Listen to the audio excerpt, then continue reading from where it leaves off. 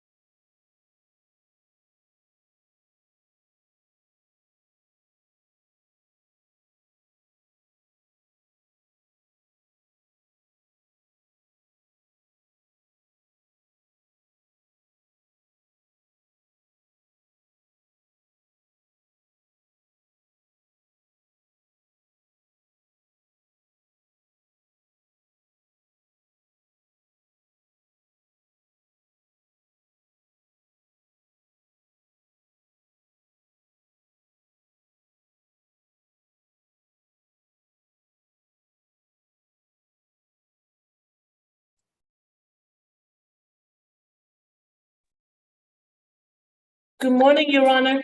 Good morning, Dr. Milton. How are you? I'm good, and you? I'm doing well, thank you. Awesome. many- Whenever you, I'm sorry. How many cases do you have at the I site? have 3, position 4, 11, and 27. 4, 11, and 27. Okay. Let's see if we can reach those. It is 9 a.m. now. Good. Good morning, ladies and gentlemen. My name is Judge Lal, and we are going to commence with the state all-purpose calendar for today, November 3rd, 2022. This is a calendar of misdemeanor cases in which individuals have already been accused of certain misdemeanor offenses and have had their initial appearance and received a bond. Today, we will be addressing the status of the cases to see if anybody would like to consider a plea offer as recommended by the prosecutors, or whether the case will go to trial. In which case, I will arraign the case, advise the defendant of his or her rights, and have the case scheduled for trial upon the entry of a not guilty plea. If you're a defendant accused of one or more misdemeanor offenses, please remember that you have a right to remain silent. Anything you say about the facts of your case, especially during this Zoom court appearance in which your statements are recorded, please be advised that your statements can and will be used against you in the treatment of your case. You have a right to an attorney if you cannot afford one. One would be appointed to represent you. Today we have counsel from both the Public Defender's Office and perhaps I have some conflict counsel as well. So is this position 4, Deputy Milton? Yes, Your Honor. All right, Mr. McLean, good morning. Good morning, Your Honor. All right, good morning. That would be your case. This is Destiny Coleman, accused of simple battery and reckless conduct from June 16, 2020 and July 16, 2020. The reckless conduct, I presume, applies to the July 16 case. Ms. Coleman, you've been advised of your right to remain silent, and your attorney is Mr. McLean. This is going to be an arraignment, is that correct? That is correct. Not guilty and an arraignment and a bond request, Your Honor. All right. Do you waive a reading of the accusation? We do. All right. Ms. Coleman, you've been advised of your right to remain silent. Your attorney is Mr. McLean. You've been accused of 2 misdemeanor offenses, simple battery and reckless conduct. Upon your entry of a not guilty plea, the case will go to trial on these 2 misdemeanor offenses. At the time of the trial, the prosecutor would have the complete burden to prove the charges against you beyond a reasonable doubt and overcome your legal presumption of innocence. If the state prevails, you could be convicted and face a penalty of up to a year in prison and or up to $1,000 fine for each convicted offense. Given this information, how do you plead? Repeat? Not guilty. All right, the case has been arraigned and will be further notice for trial. Mr. Coleman, Mr. McLean, Ms. Coleman received a bond and appears that this was a bench warrant for failure to appear in court. And that was back on July 25th, 2022. She had a plea and arraignment before Judge Edie on July 25th, 2022. Please proceed, Mr. McLean. She tells me, Your Honor, that this is one of those situations that I've heard before. It is a not a majority of cases, but it is a typical or frequently occurring matter where only the apartment number was left off. And so given that, if that is correct on the envelope, that there's no apartment number on the envelope that would have been returned, that may explain exactly why she missed court. She and I had a good discussion about how not to rely on US mail and not to rely upon any address whatsoever, but rather to rely upon the legal organ of the county, which is the Fulton Daily Report, how to check it 2 different ways and how to never miss court again. She is determined never to miss court again. Your Honor, she has worked most recently for 7 months with the Visiting Angels of Atlanta in a personal care situation in which she is dispatched to people's homes to take care of them individually. She will be getting a GED in a month or so as soon as she gets out, because when she quit high school, it was mainly due to her family moving around a lot. She went to 2 different high schools during her senior year, one in Indiana and one in Ohio. And since she's only a few months shy, getting a GED for her coming from her senior year will probably only involve taking the tests and passing them. There's probably not likely to be much classwork involved. The most recent high school was Hammond High School, Hammond, Indiana. And she also attended ECOT school in Dayton, Ohio. So she asked the court to accept her apologies for the missed court and change the current cash bond amount, which is $1,000. The other amount is $500, and it's a surety bond, Right. and that's fine. But the $1,000 cash bond is really hanging her up with her friends trying to make her bond. If that could be a surety bond instead, she's not even asking all the way for a signature bond unless the court is so inclined. She's saying, you know, if I could just get the $1,000 to be a surety bond, that would be a total of $1,500, and I believe my friends could make that amount. All right. Ms. Sari, any objection? Yes, Your Honor. This is a second FTA on this case. The first one happened in September of 2021. And then there's the one back in July of this year. So this is a second FTA.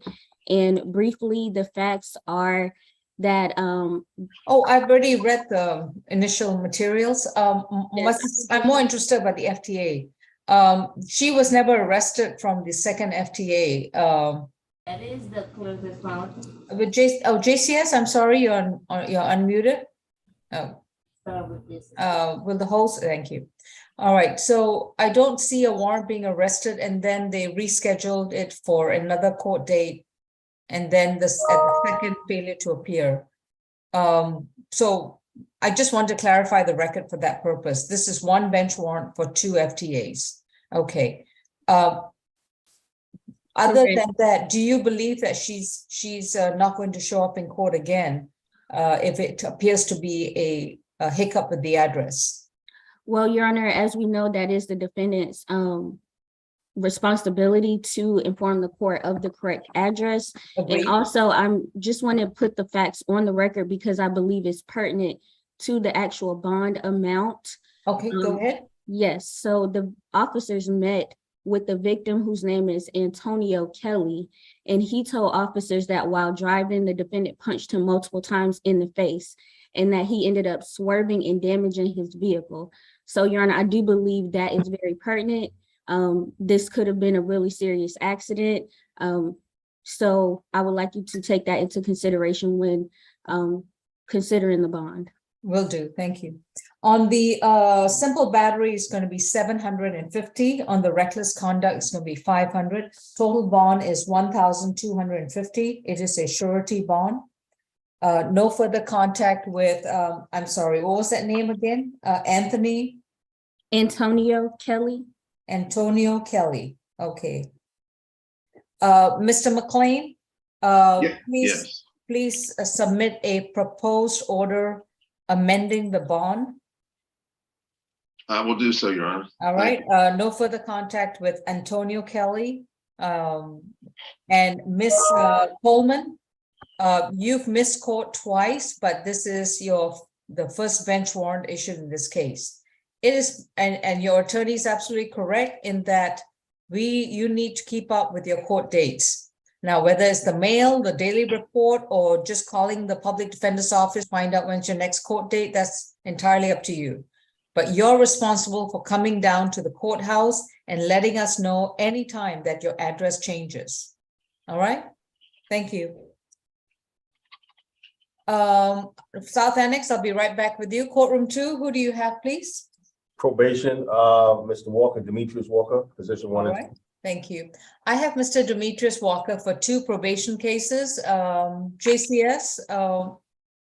And Miss Helen, you're representing Mr. Walker? That's correct, Judge. All right. I just want to confirm, who is my probation officer? I will have to call them because they're not on. I'm just the intake. So let me call Oh. Ellen or someone. Hold 1 second. All right. Okay, courtroom 2, we're going to hold on Mr. Demetrius Walker while the probation officer appears. South Annex, who's your next defendant? Position 11. South Annex, Deputy Milton, position 11. Position 11, Ms. McCoy. Your Honor, in that case, would it be possible for me to have any of the assistant solicitors general call me on either of my phones? I had one quick question for them before we proceed on number 11. Okay, then Ms. Sowry, you can go ahead and call Mr. McLean. Mr. McLean, put your phone number to Ms. Sowry. Deputy Milton, we will take up position 27 while Mr. McLean discusses Ms. Come on, Ms. McCoy's case. Upshaw.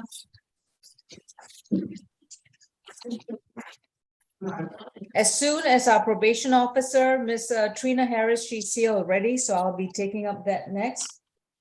Position 27, thank you.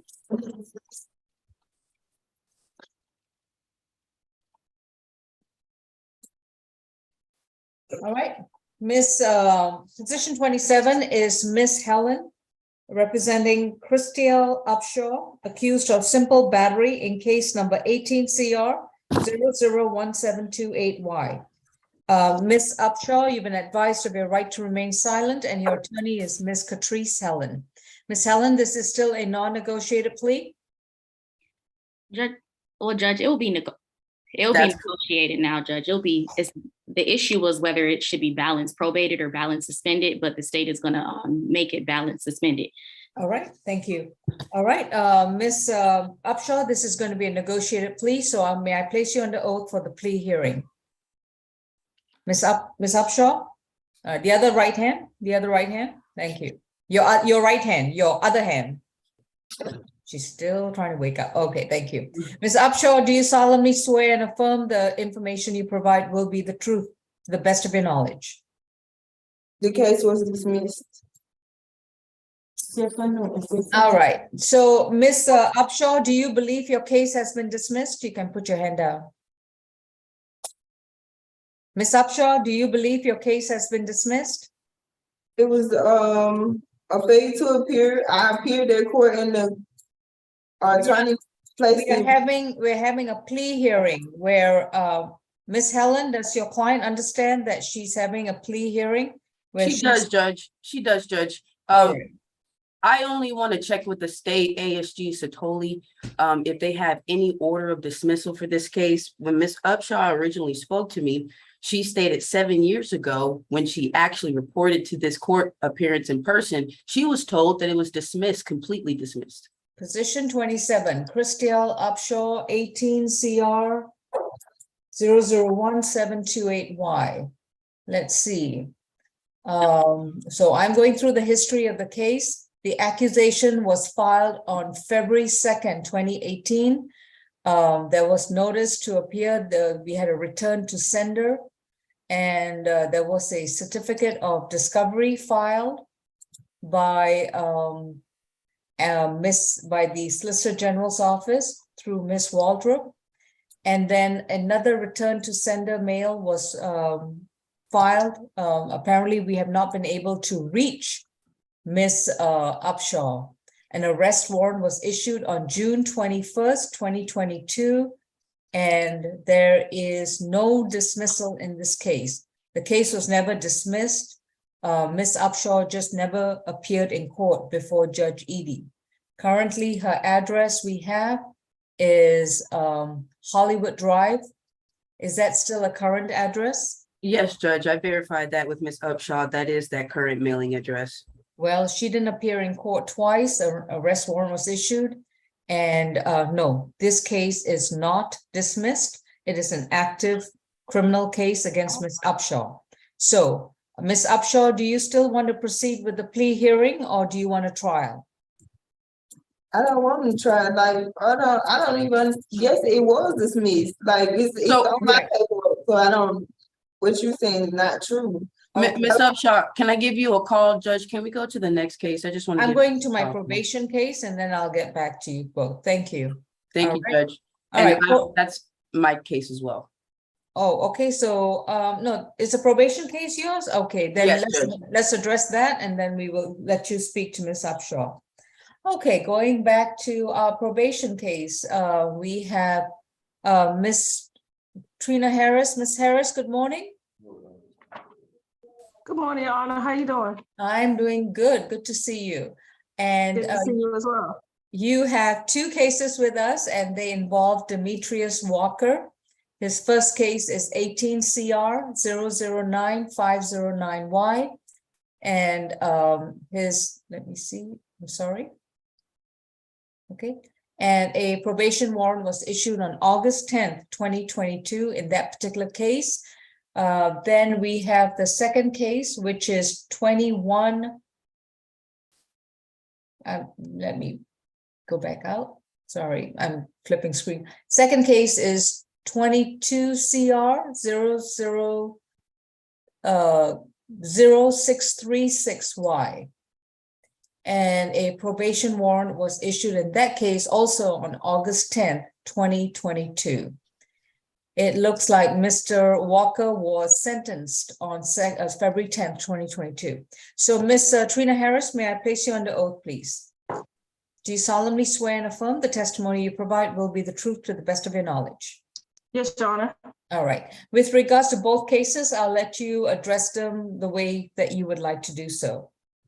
Yes, Your Honor. As you stated before, Mr. Walker was sentenced to probation on February 20, 2022 of actually 7 months to 9 months. I'm sorry, 9 months to complete the DV classes to have no contact with Miss Young. She is the victim of the case. And as of today, he has provided proof that he did enroll into those classes, but a day after we was provided proof that he was enrolled, we received a police report from Miss Young that he has contact with her. And we also received proof from her that he has been trying to reach her by phone. So once we get a police report from the victim, we do take immediate action. And we did issue that warrant out for Mr. Walker, and Judge Edie did sign that warrant against Mr. Walker. And he has 1 month, 45 days left on his case, and probation recommendation is to revoke the remainder of his probation. All right, Ms. Helen?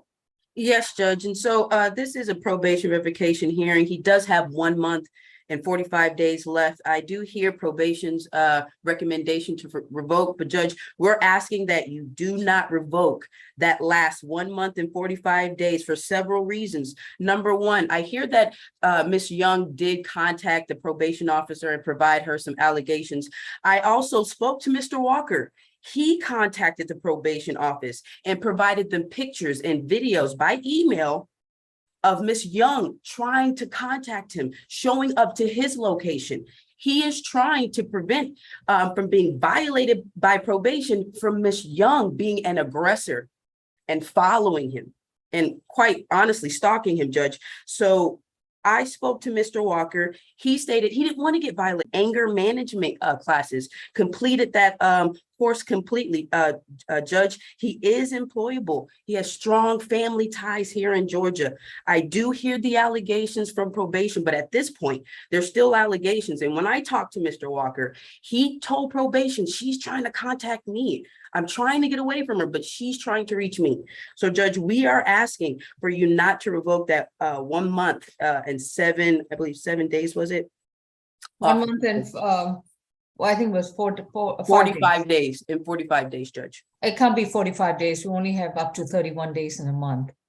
So Ms. Harris, could you repeat the number of days you're seeking to revoke? 1 month and? It was a month and 45 days. We go off of what the judge signs off on the warrant, and Judge Edie signed that warrant off on July 28th of this year. Okay. This is a he said, she said situation, and it's very serious in terms of violation of the contact provision of a sentence. And Mr. Walker, you have your hand up.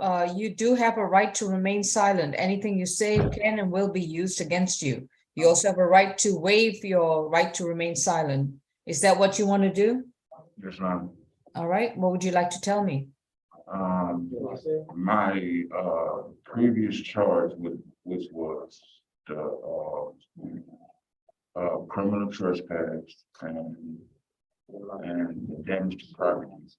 I went to court and I provided the court with the police report of my son's mother.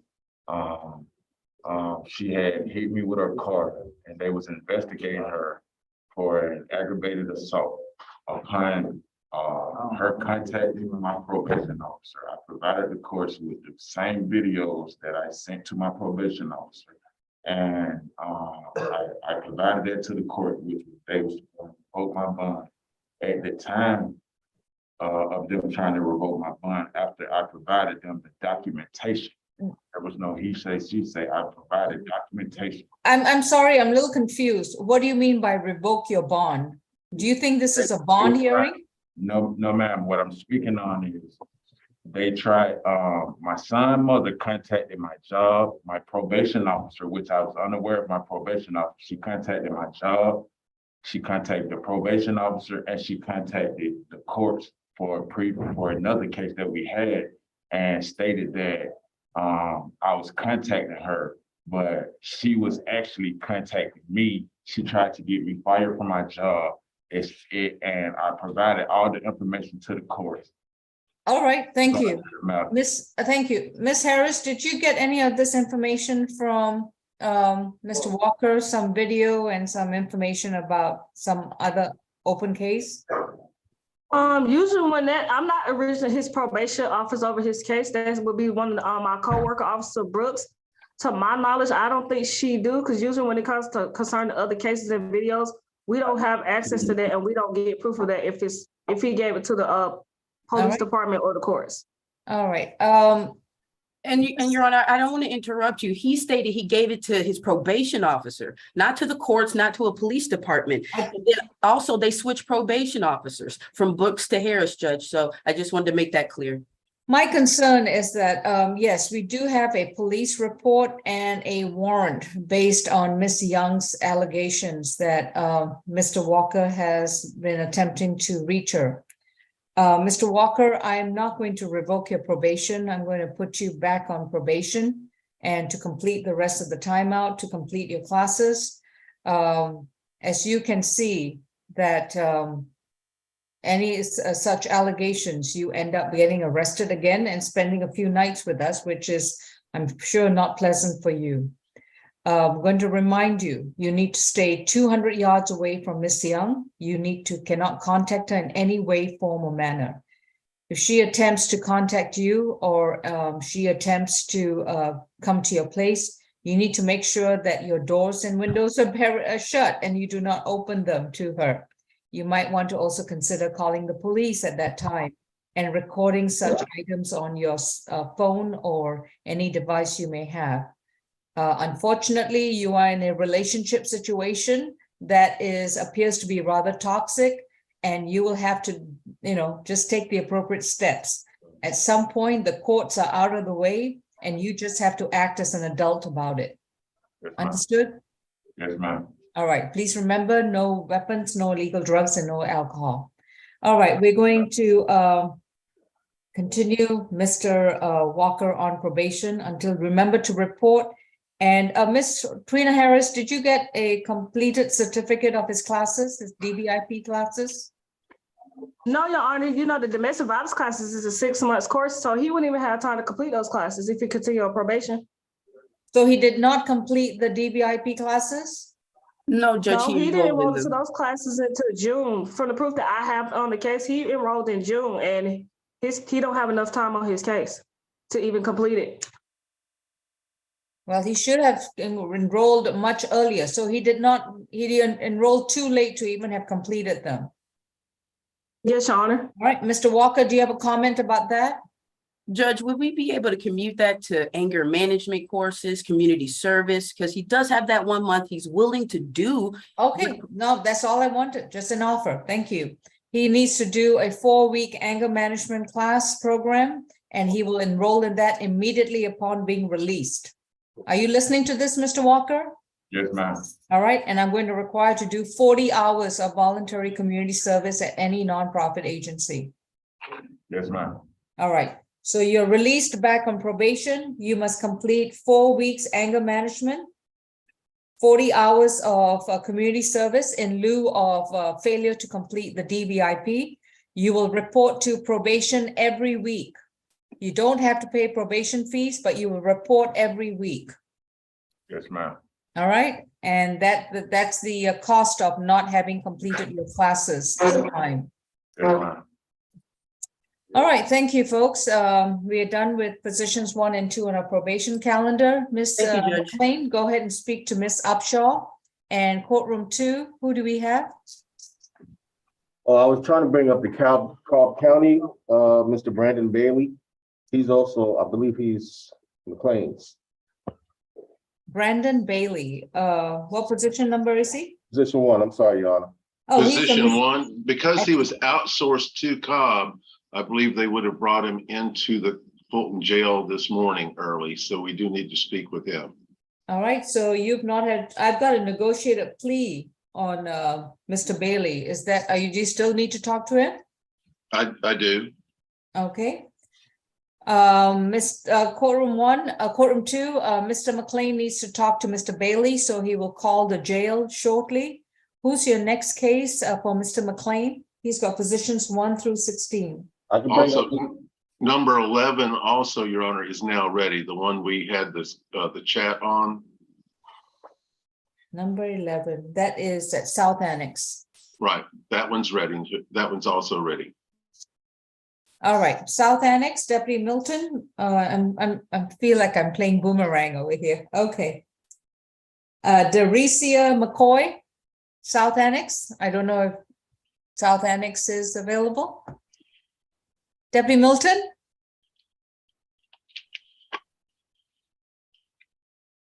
All right, courtroom 2, South Annex is not ready. Can I have anyone from positions 2 through 16? 2 through 16. Yeah. Okay, hold on a second. I'll go to Mr. Franco Harris, which is position 6. Have a seat. Thank you, sir.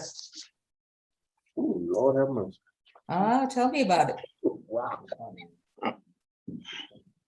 Your Honor, that position is one where he needed to think about it, so I put in there to be announced.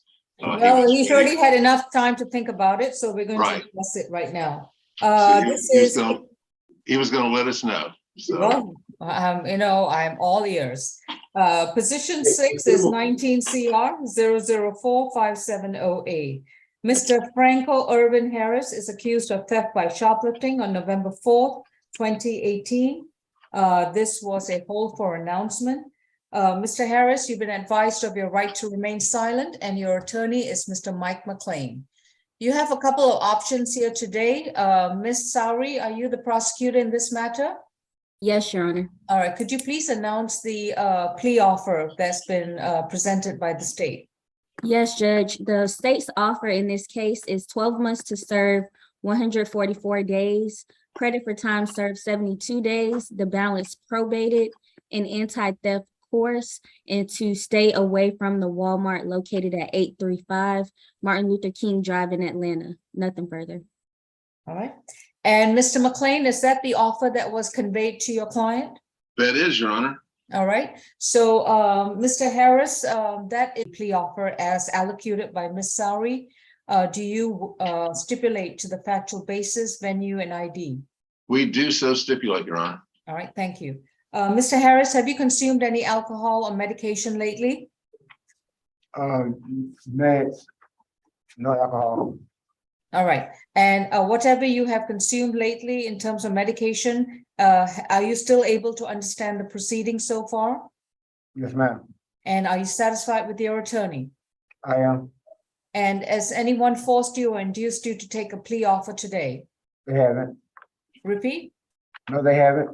Mr. Harris, if you decide to enter a guilty plea to this charge, you would have to waive your constitutional rights to have a trial, to confront your accuser, to have the assistance of an attorney to challenge the state's evidence, examine witnesses, argue your case before a judge or a jury, and have the state try to prove the case against you beyond a reasonable doubt. Are you prepared to waive these rights?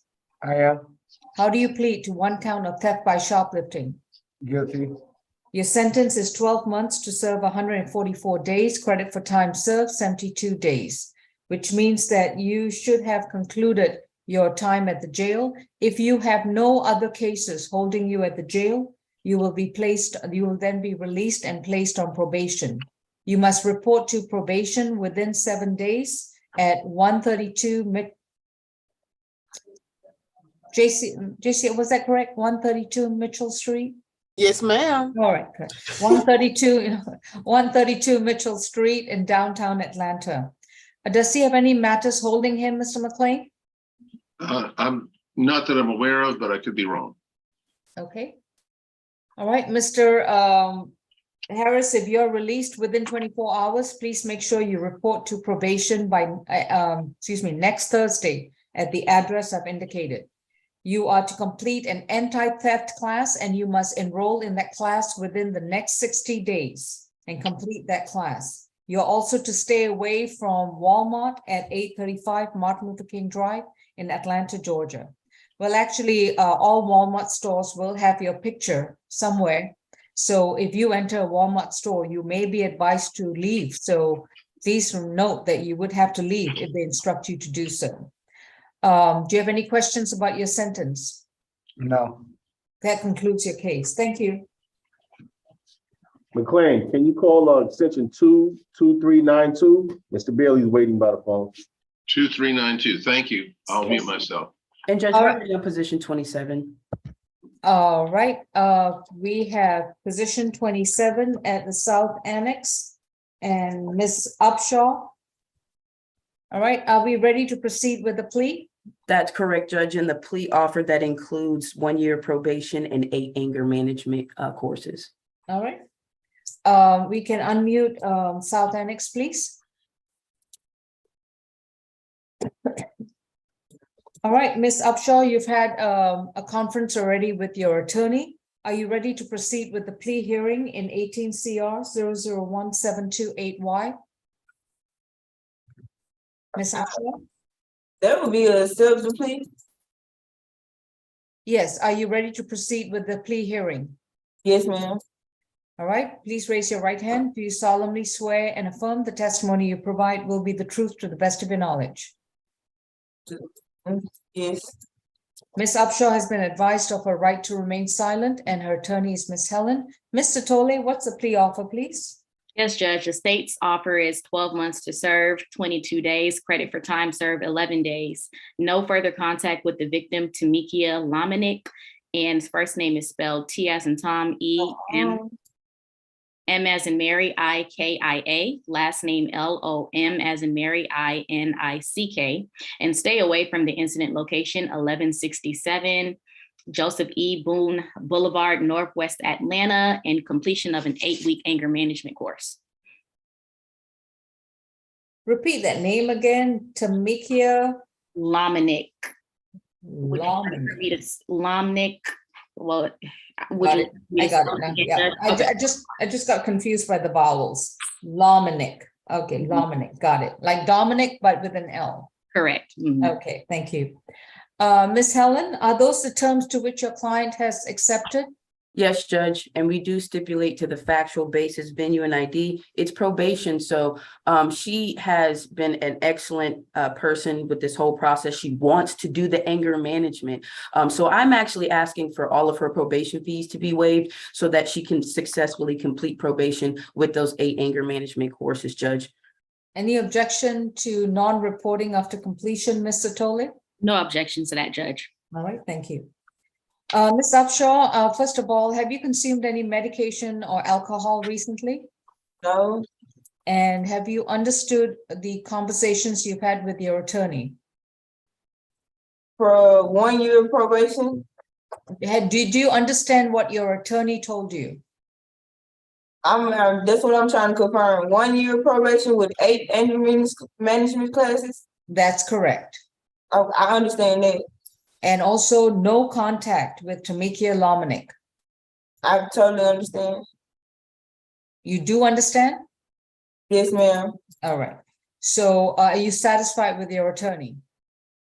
I'm very satisfied. Yes. All right.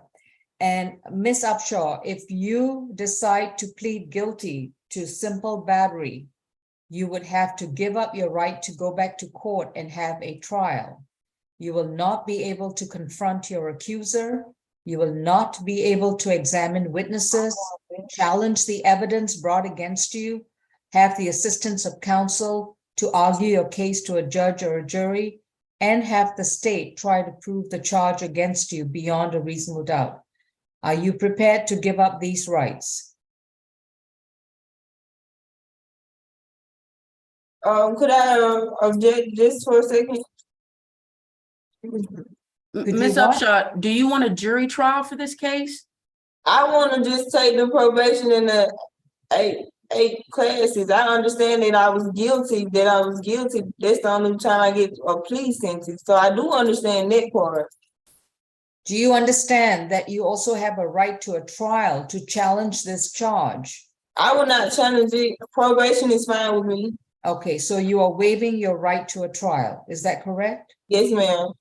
How do you plead to 1 count of simple battery? Well, I'm the paper. How do you plead to the charge of Plead simple guilty. To probation, I do plead guilty to probation. I will take the plea. I'm taking the plea. So you're pleading guilty to the charge of simple battery and accepting the plea. Is that correct? Yes, ma'am. I'm accepting the plea. All right. Miss Helen, I'm satisfied that she's pleading guilty to simple battery. Are you? Yes, Judge. All right. Her sentence is going to be 12 months to serve 22 days, credit for time served 11 days. So her jail time is concluded. She will be released within 24 hours. She must report to probation next Thursday at 132 Mitchell Street in downtown Atlanta. Do you understand, Ms. Upshaw? Yes.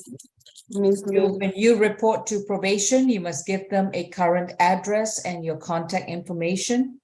You will be placed on probation to complete 8 weeks of anger management classes. And at all times, you are to have no contact with Tamikia Lomnick. You have to stay 200 yards away from Tamikia Lomnick and not contact this person in any way, form, or manner. I will waive your probation fees from now until the end of June 2023. You have this time to save money and complete your 8 weeks of anger management classes during that time. You must report every month. And if you've completed your classes by the end of June, then your probation will be non-reporting. If you have not completed your anger management classes by the end of June, you will continue to report to probation and start paying probation fees from July 1st, 2023. Do you understand? Yes. Thank you. Thank you, Judge. And I just want to ask if it's possible to have a Spanish translator requested for today for positions 28 and 29. I don't know if there's one on. Mr. Jordan, Ms. Champion, do we have a interpreter available at this? Judge, it's Miss Grace. I'll try to reach out to someone. Okay, thank you, Ms. Grace. Okay, thank you. All right, so I'm not sure. South Annex, who do we have? Position 11, Ms. McCoy. I'm not sure if we finished with her.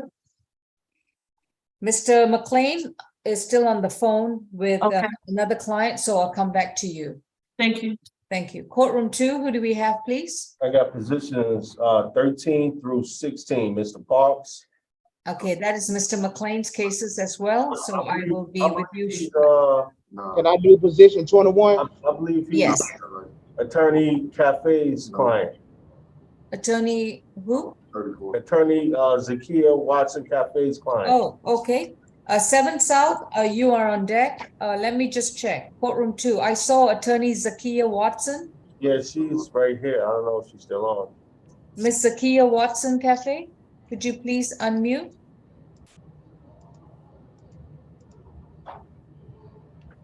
All right, she's not responding. Okay. Our position 21, Judge. All right, position 21, I have Miss Helen available to address Miss Catrice. Helen? Thank you. Yes, Judge. Are you available, dear, or are you in the middle of, are you talking to another client? Nope, I'm ready, Judge. All right. Position 21 is Quantavious Ray. Mr. Ray, you have a right to remain silent. Anything you say about the facts of your case, your statements can and will be used against you. Your case number is 22 CR 0070958. You have a right to an attorney. Your attorney is Miss Catrice Helen. Miss Helen, have you spoken to your client? I have, Judge. And is he aware of the charge brought against him? He is, Judge. All right, I'm instructing all attorneys that we are waiving sounding on the nature of the charge, and I do make a note on the record that the Solicitor General's office has a continuing objection to my directive to waive sounding on this particular charge. So what are we doing today on Mr. Ray, Miss Helen? Judge, I'm asking for time served, balance suspended. For this particular charge, as you know, that there's no privacy in the jail. And so with this particular charge, he does have some other charges holding him. I just don't see the complete point of serving an additional 14 days for this charge with a year of probation. And then I believe that SDET course is over $1,000 for this particular incident that happened within inside the jail, inside of a jail, or excuse me, inside of one of the cells. So Judge, we are asking for time served, balance suspended. He has been continuously incarcerated since September 14th, 2020. He served over 781 days. So we're asking for time served, balance suspended for this particular charge. Ms. Satole? Yes, Judge, the state's offer for this is 12 months to serve, 60 days, credit for time served, 16 days, balance probated, and completion of SDET. Judge, this defendant has been in jail for 779 days. He's currently being held for armed robbery, aggravated assault with intent to commit a felony, hijacking a motor vehicle, entering automobile, aggravated assault with a deadly weapon, and possession of a firearm during commission of a felony. Judge, since he has been in custody, he has picked up offenses for riot in a penal institution, false imprisonment, unlawful person employed by associated with criminal gang to conduct, simple battery, and possession of a prohibited item, as well as picking up this charge. And as a result, Judge, it seems like he doesn't care. He's continuing to reoffend even while he's in custody. And as a result, the state would recommend for additional jail time for this inappropriate offense. This was on October 19, 2022. All right. Ms. Helen, under the circumstances, given the nature of the charge, given the nature of Mr. Ray's situation, he's been incarcerated for multiple offenses. I'm not certain how that him pleading guilty and considering this a time served, because You're asking me to give him time served on an incident that happened just last month. Correct, Judge. So you're asking me to also accept the fact that he's been incarcerated for almost 2 years to apply that to a 12-month sentence for this particular charge from last month. It seems inconsistent. It does not reflect, it's not a proper reflection of a disposition for this particular charge. So I'm going to go with the state's recommendation. So if your client wants to proceed with that, I'm willing to move forward with the plea hearing. I don't believe he is, Judge. Again, when I spoke to him, the details of this, I do hear his history, but specifically, he doesn't have a history of another of this particular charge or another aggressive charge of this nature. I do hear that history. Again, he's inside of the jail. I do believe those charges are still open. So, Judge, I would ask for it to be time served. If it is going to be probated, we would ask for the SDET to be waived. He doesn't have the history. This, I believe it was an isolated event. So I'd ask that to be waived and substituted for some type of anger management or community service combination, Judge. I'm going to refuse the plea offer. I don't believe that the defense is offering a disposition that is acceptable given the nature of the allegations as charged. Just the fact that it is allegedly a one-time isolated incident does not mitigate the seriousness of the charge. So I'm refusing the plea offer. Unless Ms. Helen, your client wants to proceed with an arraignment, I'm ready to arraign this case. And Judge, can I have a breakout with 7 South? All right. Ms. Grace, if you can place 7 South and Catrice Helen in a breakout room, please. Ms. Zakia Watson Cafe. Ms. Zakia Watson Cafe. Yes, Your Honor. Yes, Good morning. Good morning. Good morning. We're ready with your client in courtroom 2. That was, and I think was position 15 and 16, if I'm not mistaken. And It's 13 through 16, Your Honor. 13, 14, 15, and 16. All right. 13, 14, 15, and 16. This is all right. Miss Watson Cafe, this is Aquarius Parks. Yes. All right. And he's got 4 cases in which you're representing him. Mr. Yes, Park, you've been advised of your right to remain silent. Your attorney is Miss Zakia Watson Cafe. Do you see Miss Cafe on the screen? Yes, ma'am. All right, great. We are addressing 4 separate cases against you, 21 CR 005-798J, simple battery domestic violence from August 3rd, 2021. Second case is 21 CR 005-804J, giving false information to a law enforcement officer from October 26, 2021. Third case is 20 CR 005-742J, simple battery and theft by taking from August 11th, 2020. And the fourth case is 20 CR 005-744J from November 17th, 2020. 3 charges, theft by shoplifting, and 2 counts of giving false information to a law enforcement officer. Miss Watson Cafe, how is your client going to proceed today? An arraignment, a plea hearing, or? Your Honor, I guess the arraignment, and then if we can be heard on bond. All right. Do you waive a reading of the accusations? Yes, Your Honor. All right. Mr. Parks, I have listed the 4 cases that are currently open and pending against you in the state court of Fulton County, as well as the misdemeanor charges associated with each case. You have been advised that you have counsel to represent you, and you've been advised of your right to remain silent. I understand that you plan to enter a not guilty plea to all 4 cases and would like to have a trial in all 4 cases. Upon your entry of a not guilty plea, these cases will be scheduled for trial before the division judge, or if you request a bench trial, they will be placed on one of our ORCA bench trial calendars.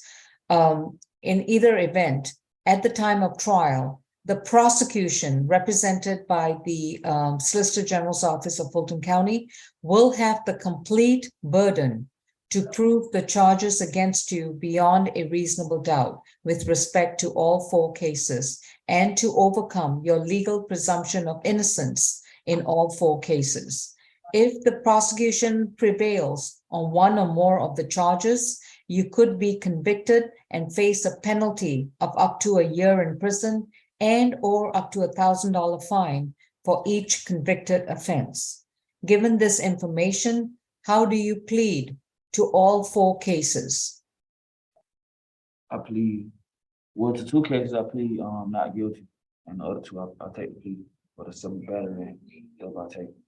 All right, have you spoken to your attorney with regards to which cases you want to plead guilty?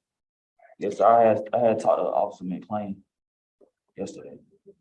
No, not to Attorney McLean, to your attorney, Zakia Watson Cafe. Have you spoken to her? I mean, yes, I We- spoke. We spoke about the bond issue. I guess I'll call courtroom 2, Your Honor, to get clarification on. All right. Just, you have the number, Miss Watson Cafe? Yeah, yes, Your Uh-huh. Honor. I don't think it will take, I think, All maybe, right, thank you. okay. Your Honor. Mr. McLean, we are ready to address Mr. Bailey in courtroom 2, please. That is correct. He is a negotiated plea.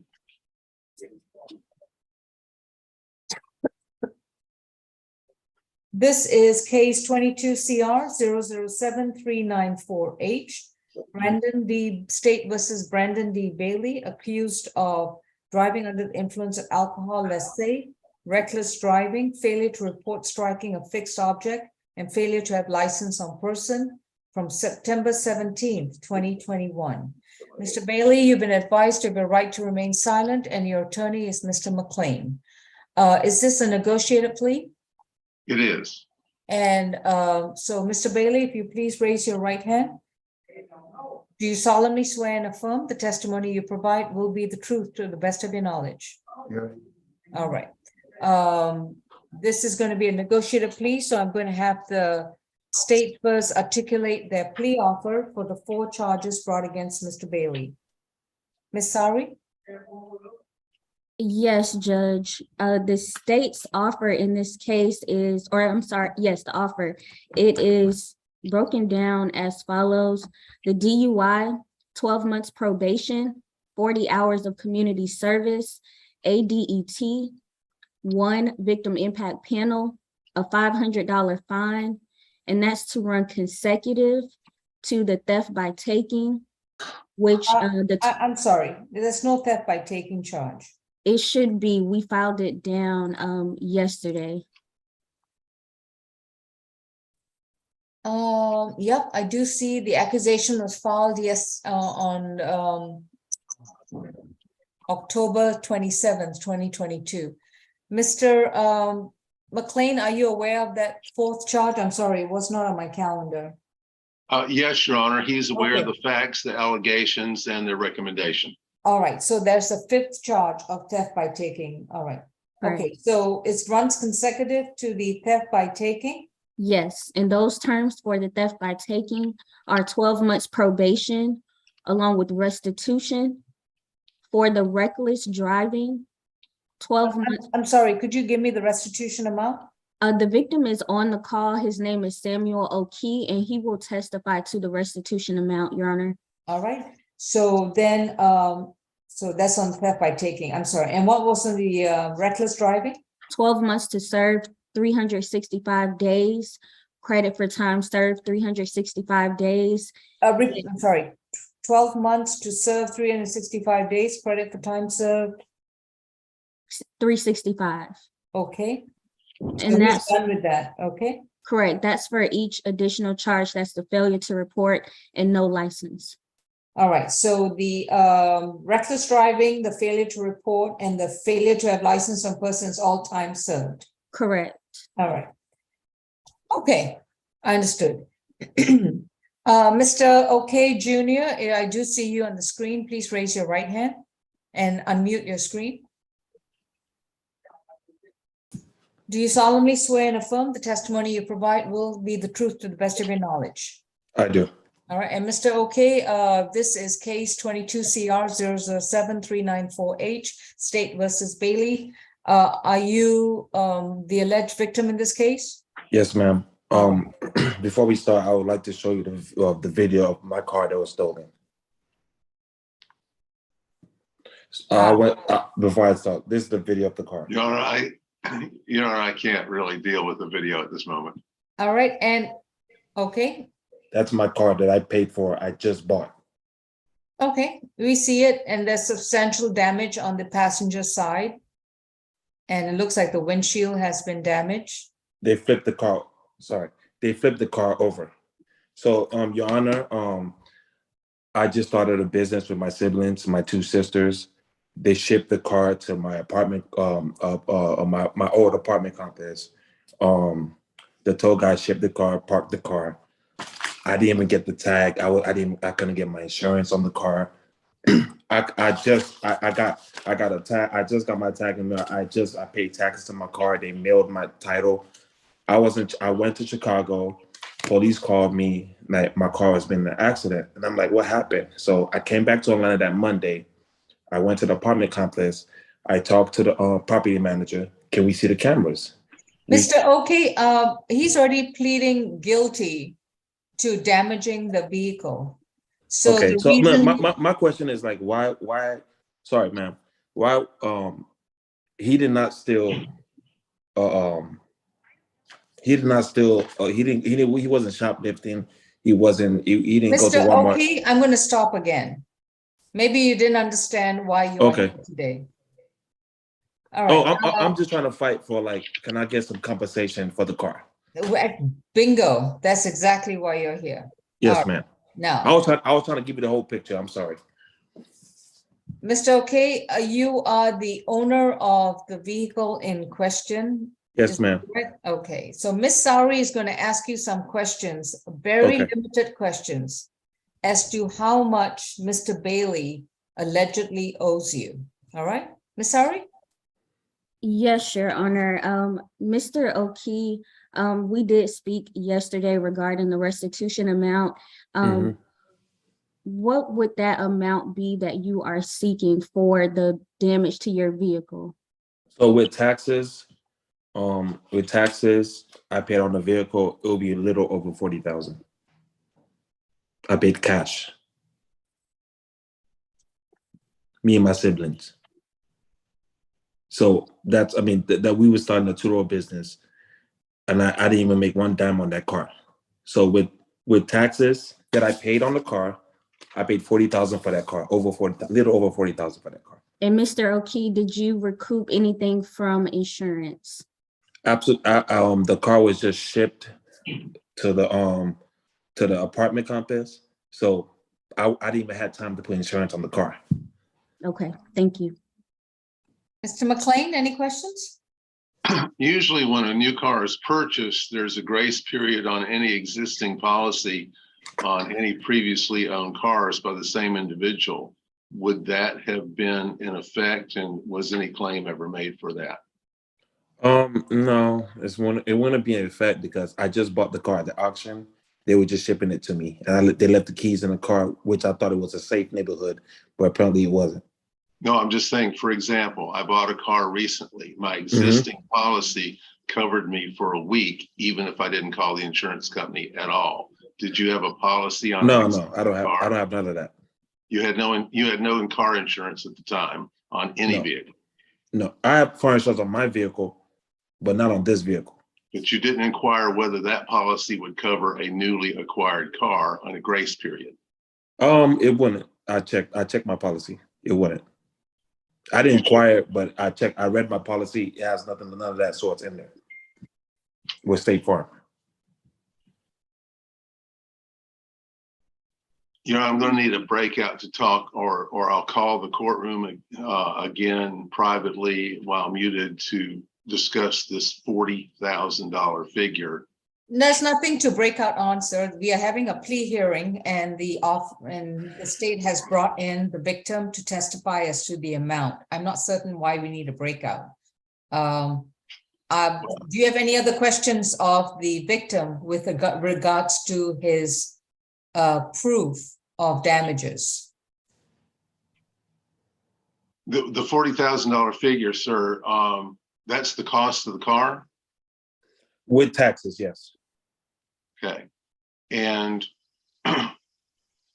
was there any salvage value or was there anything deducted from that? The car was so salvaged that I went to I got the video that I showed. I went to the junkyard. They was looking at me like I was crazy before I saw the car. Like that car couldn't even come outside the junkyard. So I just left it there. Understood. Okay, thank you. Ms. Sowry, anything? Nothing further from the state unless Deputy McCutcheon would like to speak. Nothing further from the state. All right. The court is not satisfied with regards to the amount of the restitution. There's no proof of bill of sale. There's no proof of documentation other than the mere testimony of the proof of restitution. So in accordance with that, the court's going to deny restitution based on the insufficiency of the evidence. And Mr. Oki is free to file a civil suit against Brandon Bailey with regards to the amount of his damages, providing that he, of course, has the adequate evidence to support his claim. Thank you. Yeah, I could get the evidence to you right now. Thank you, Mr. Oki. All right. Anything else from the state? Your Honor, are we still proceeding with the plea? Yes. Anything else from the state? Nothing further from the state. All right, thank you. Mr. McLean, with regards to the plea offer, as I've said, I have preserved Mr. Oki's right to pursue a civil claim with regards to this particular matter. The incident happened on September 17th, 2021. So Mr. Oki's right to file a civil suit is still not barred by the statute of limitations. So in that regard, Mr. McLean, does your client accept the terms of the offer, and do you stipulate to the factual basis, venue, and ID? We do so stipulate. I can't think of any impediment to going forward with the plea. All right. And what is I just want to make sure, his current address? What is his current address? Mr. Oki, I hope you're listening and you're going to write this down. Your Honor, respectfully, on behalf of the No, state. no, hang on, Ms. McCutcheon. Let's go with what I have right now, okay? And if you want to talk to the alleged victim with regards to his evidence, then go ahead and talk to him, and then go ahead and tell me what is your objection with regards to restitution. I'll be glad to put you in a breakout with Mr. Oki. Well, the request, Judge, respectfully was going to be that the court reset this for a restitution hearing. If No, the issue of the no, restitution. no, deny. Do you want to go into a restitution? Do you want to go into a breakout with your witness? No, Your Honor. If the court's denying the state's request for a hearing, then no. Okay, thank you. All right, moving on. Mr. McLean, what is your client's current address?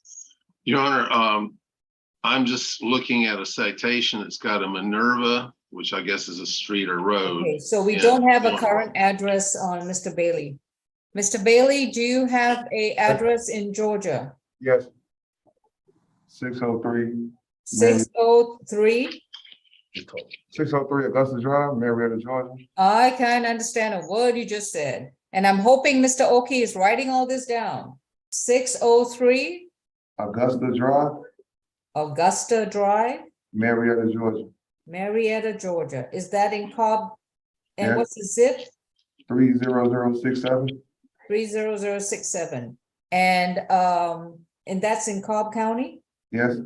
All right. So if Mr. Oki decides to file a civil lawsuit against you for the amount of the damages, he would have to file that in the state or superior court of Cobb County. All right, and have you served at the Augusta Drive location, the address that you've just indicated.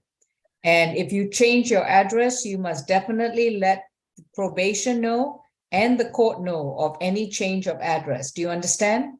Yes, ma'am. All right. Okay, so we have his address. Mr. McLean, may I proceed with the plea hearing? Yes, Your Honor. All right. Mr. Okay, before I finalize the plea hearing, what evidence did you want to show the court with regards to proof of damages?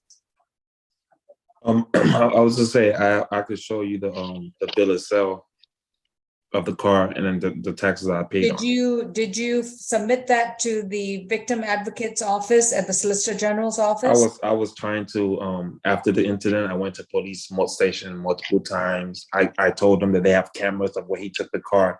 It was actually an organized crime. He lied and said that he went in there and Okay, was searching Mr. for Okay, cars. let me just tell you what happens in property damage cases, and this is a point of law that you need to listen to, okay? Okay.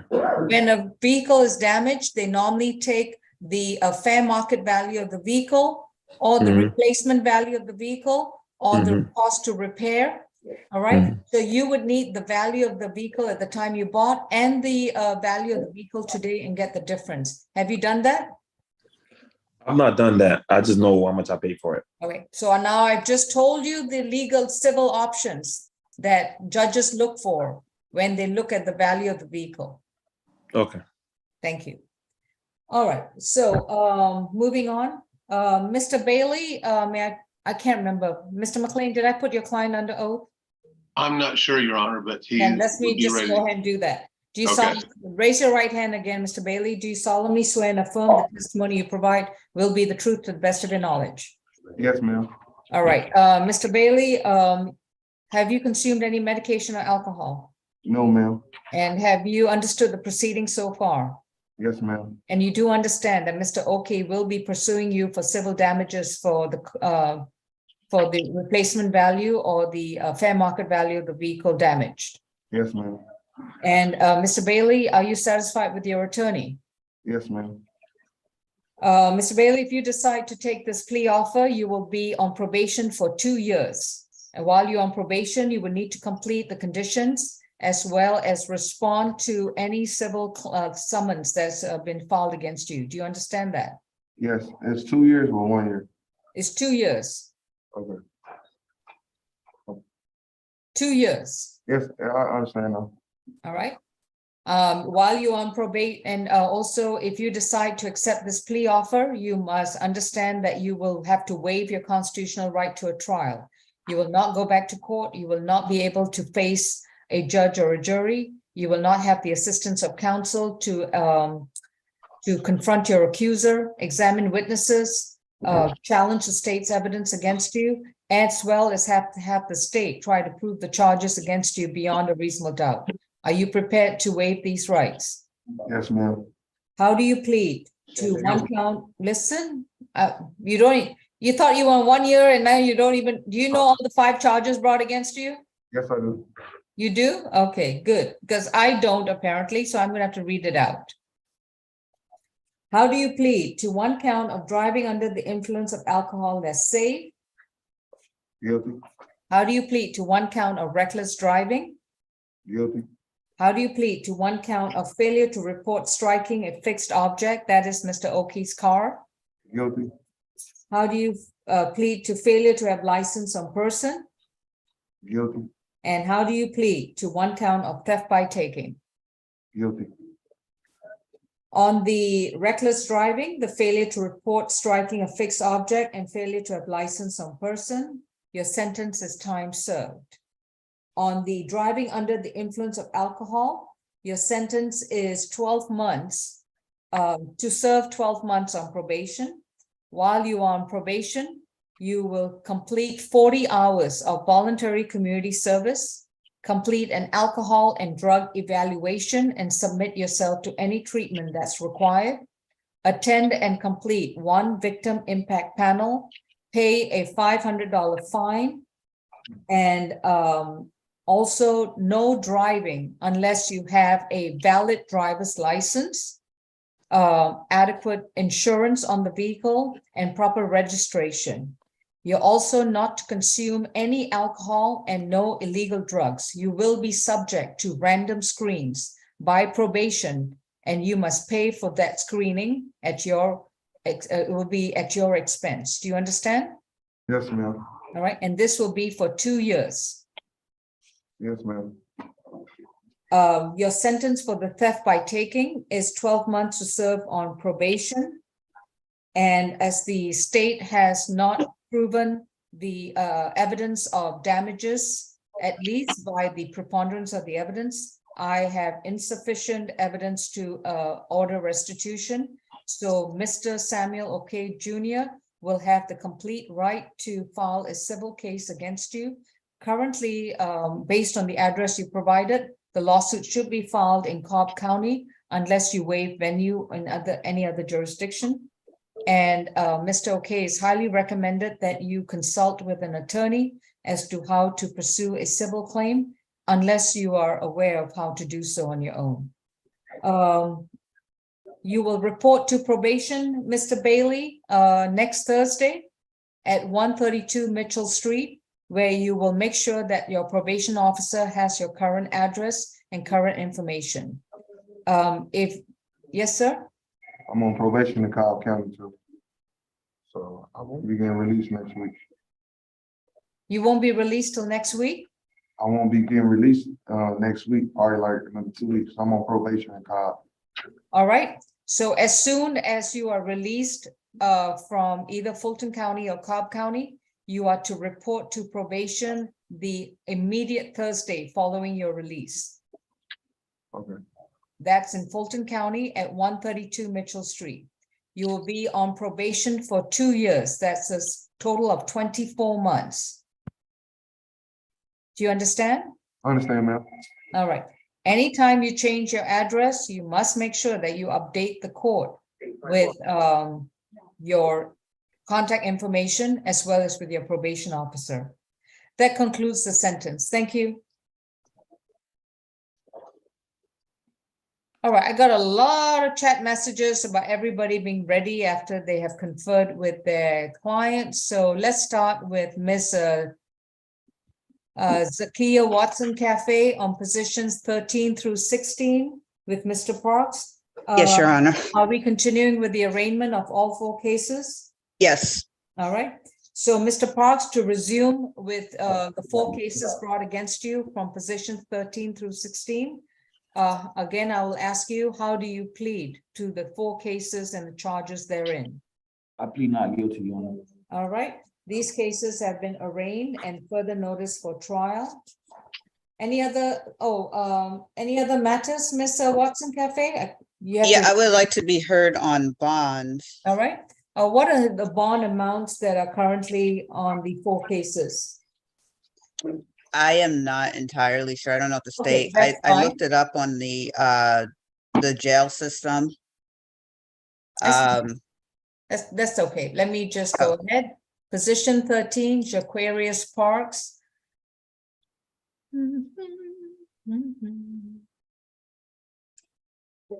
And these are all for FTAs, at least for this particular case on position 13. And under jailings, let's see. His current bond on all these charges currently add up to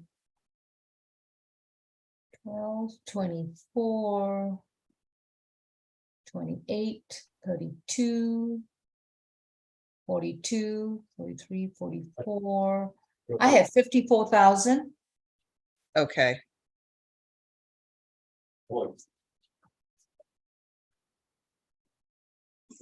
And yep, that's what I have. Okay. And they're all surety bonds. Okay. He doesn't have a bond on the giving false information to an officer, one of the counts. So he's got no bond on one of the counts. Okay. I think it's easier for me, Your Honor, if I could just maybe make a global, an argument for a global amount for. Go ahead. The Parks. Okay, he's a lifelong resident of Georgia. I do want, before I get into the whole thing, I do want to make Your Honor aware that the victim, or at least one of the victims, Maya Houghton, is on the Zoom, I believe. I spoke to her briefly, and it's my understanding that she wants no violent contact with respect to her case. She is the girlfriend, she's a living girlfriend of Mr. Parks, and they share one child together, but they have another one on the way, and he is the financial, he's basically the provider for the household. With that being said, though, Your Honor, he's a lifelong resident of Georgia. He's been in custody, my understanding on this, at this point, for 14 days. It's my understanding that he currently works at Sublime Donuts, where he's been at for the past 5 years. He works full-time hours at $10 an hour. He graduated, highest level of education is high school. Because he is a lifelong resident, he has plenty of ties here in the state of Georgia. We would be asking that he be allowed back to his residence, which is 1631 Stanton Road, apartment N05, and that's in Atlanta, Georgia. Again, that's the one that he shares with Miss Maya Hooten. If Your Honor is not willing to allow him to do that, we do have an alternate address where he can stay with his grandmother. Okay, may I ask, is he still living with Maya Hooten?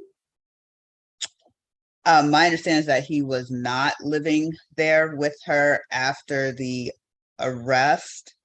I thought you said that he was sharing an address at.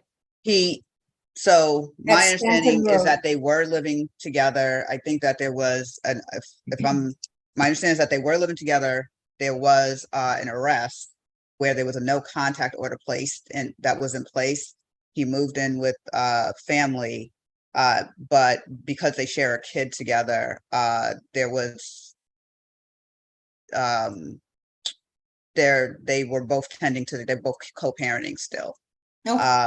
She has since moved to I think in the last month, she moved to 1631 with the 2 children. Well, she's pregnant and then the 2-year-old.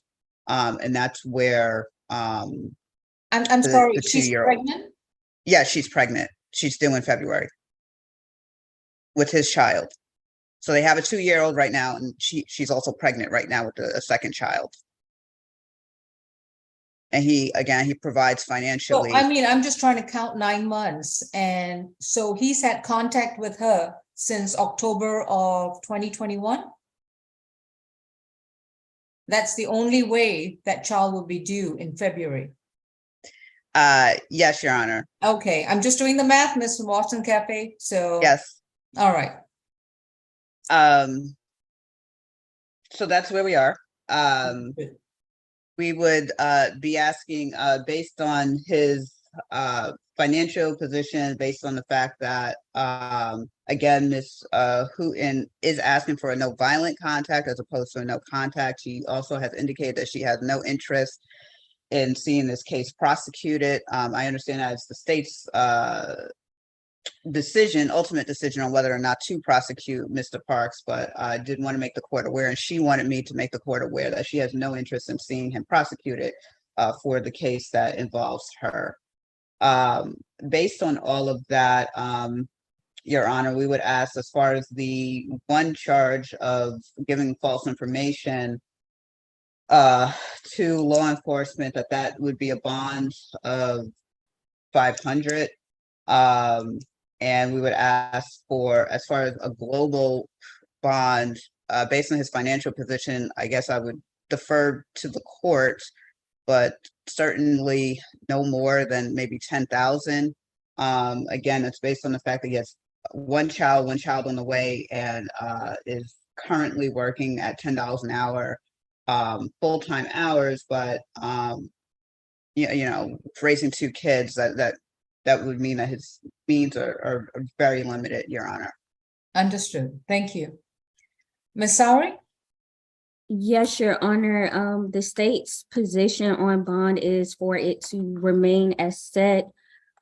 Just to give the history, Your Honor, this defendant does have a 2021 battery out of DeKalb, and that's against the same victim.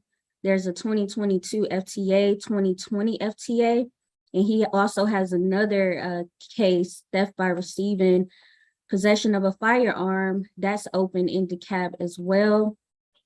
Your Honor, for position 15, that case happened in 2020. I need to check regarding the no contact order.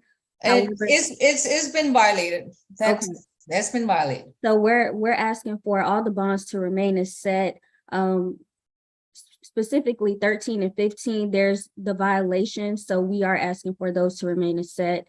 Would you like me to go into the No. facts regarding this? No. Nothing further, Judge. Thank you. Ms. Watson Cafe, you know where I'm leaning towards this. I am familiar with Mr. Park's GCIC, and in addition to that, as we just went over, Mr. Parks was ordered to have no further contact with Maya Hooten on October 27, 2021 by Judge Mincy, based upon the Fulton County charge of simple battery against Maya Hooten. Yes, I appreciate the fact that he's a father and that he needs to take care of his children, but what is more concerning to the court is Mr. Parks mounting criminal charges and criminal cases, not only in Fulton, but in DeKalb as well, especially involving violence. I am going to maintain the same bond. Hopefully his cases go to trial before Judge Besson, and Judge Besson, who has issued the bond amounts, is going to be primarily the best person to address whether Mr. Parks should be released on any kind of bond. Thank you. Thank you, Your Honor. Please make a note for the record that this court finds that Mr. Parks has violated the no further contact order from October 27, 2021, based on the evidence that the alleged victim, Maya Hooten, is pregnant with Mr. Parks' child and is due in February, and that could only have taken place if he, based on a violation of the no further contact. And Your Honor, I'm sorry, for position 16, there's no bond on the given false name, the second charge. We're just asking for it to be the same for the first count, and that's 1,000 surety. Okay, Miss I argued Miss for Sari, 500, Your Honor. Oh, I'm Miss sorry. Sari, why don't you send me a proposed order setting the bond at $1,000 for that particular charge? Will do, Your Honor. All right, thank you. All right, that concludes positions 13 through 16. Thank you. Thank you, Your Honor. Folks, I'm trying to keep up with the chat, who is ready, and before I move on, Miss Position 27, we okay, need to thank you. finish up.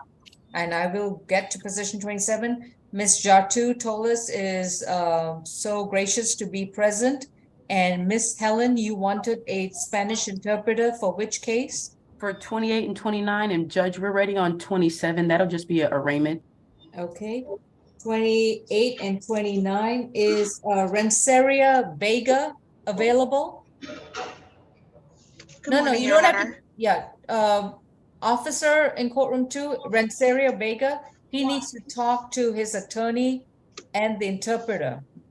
Is there a way we can accommodate that and we can put them in a breakout? Before you do a breakout, Judge, can we finish up with 21? Helen. All right. And Judge, I apologize. It may make it easier. I was going to give my phone number to the interpreter. We were going to do a group conference call to the jail so that we won't have to do a breakout.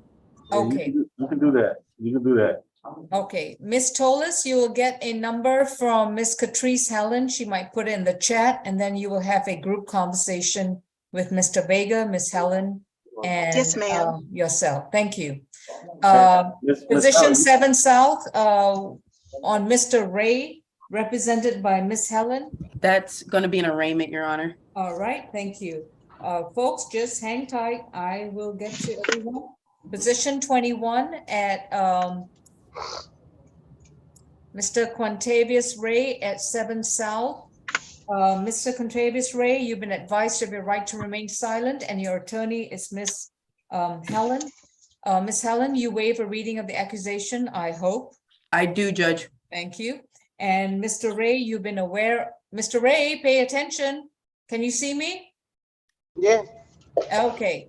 Now, I understand that you're going to enter a not guilty plea to the charge brought against you. You do know what's the charge against you, correct? Yes, And please understand that once you enter a not guilty plea, your case will go to trial. At the time of the trial, the prosecutor will have the complete burden to prove the charge against you beyond a reasonable doubt and overcome your presumption of innocence. You have no burden of proof. Understood? yes, If the state succeeds, you could be facing a sentence. You could be convicted and face a sentence of up to a year in prison and or up to $1,000 fine for this incident that occurred at the jail. Do you understand? yes, All right. So how do you plead? not yet. All right, sir. Now, listen very carefully. You need to just listen to the officers and not get into any trouble so that your attorneys can help you eventually get out of jail. Do you understand? Yes, All right, take this away with you. Do not get into trouble and be safe. thank you, Judge. All right, take care. Thank you. Quintavious Ray is arraigned and further notice for trial. Let me, position 27 South Annex. You know, my next life, I am going to be a juggler in a circus, okay? So, because I've already honed these skills right now. But moving on to Miss Christiel Upshaw. Miss Upshaw, can you hear me? I believe we already handled that position, Judge. Oh, no, Upshaw, sorry. Who? I think it's 11, Ms. Milton. Position 11, Ms. McCoy. Position 11. Okay, my juggler skills are still rusty, so. All right, a bit more practice. Let me see. Position 11. There we go. I found it. Thank you, dear. All right, this is Dorecia McCoy, accused of DUI less safe, driving without a valid license, simple battery against a police officer, and willful obstruction of a law enforcement officer. 22 CR 0074188. And Ms. McCoy is going to be a negotiated plea. Ms. McCoy, you've been advised of your right to remain silent, and your attorney is Mr. McLean. Mr. McLean, is this a negotiated plea? It is, Your Honor. It is a negotiated plea. Excellent. Ms. McCoy, may I please place you under oath? Do you solemnly swear and affirm the testimony you provide will be the truth to the best of your knowledge? Yes, Thank you. All right, Ms. Sowry, these are 4 charges that I've listed. Is Yes, the sir. state going to null pros or merge any of these charges? No, Your Honor, the offer is for all 4 counts. Okay, and it is consecutive? Okay. Excuse me, concurrent? Concurrent, yes, Your Honor. All right, please proceed. Yes, the state's offer is 12 months to serve 365 days, credit for time served 365 days, no further violent contact with officers K. White and M. Brown. Nothing further, Judge. Mr. McLean, are those the terms your client has agreed to? And do you stipulate to the factual basis, venue, and ID? Those are the terms, and we do so stipulate. Thank you. Ms. McCoy, have you consumed any medication or alcohol recently? no, ma'am. And are you satisfied with your attorney? Yes, ma'am. And is anyone forcing you to take a plea today? No, ma'am. If you decide to accept this plea offer, you would be entering a guilty plea to the charges. They will go on your record. You will also be waiving your right to a trial before a judge or a jury, including the right to confront your accuser, have the state try to prove the charges beyond a reasonable doubt. Has your attorney gone over all the specific rights that you have to waive? Yes, And have you understood the conversation you've had with him? yes. And are you waiving such rights? You said am I waiving what? Are you waiving the rights that he went over with you?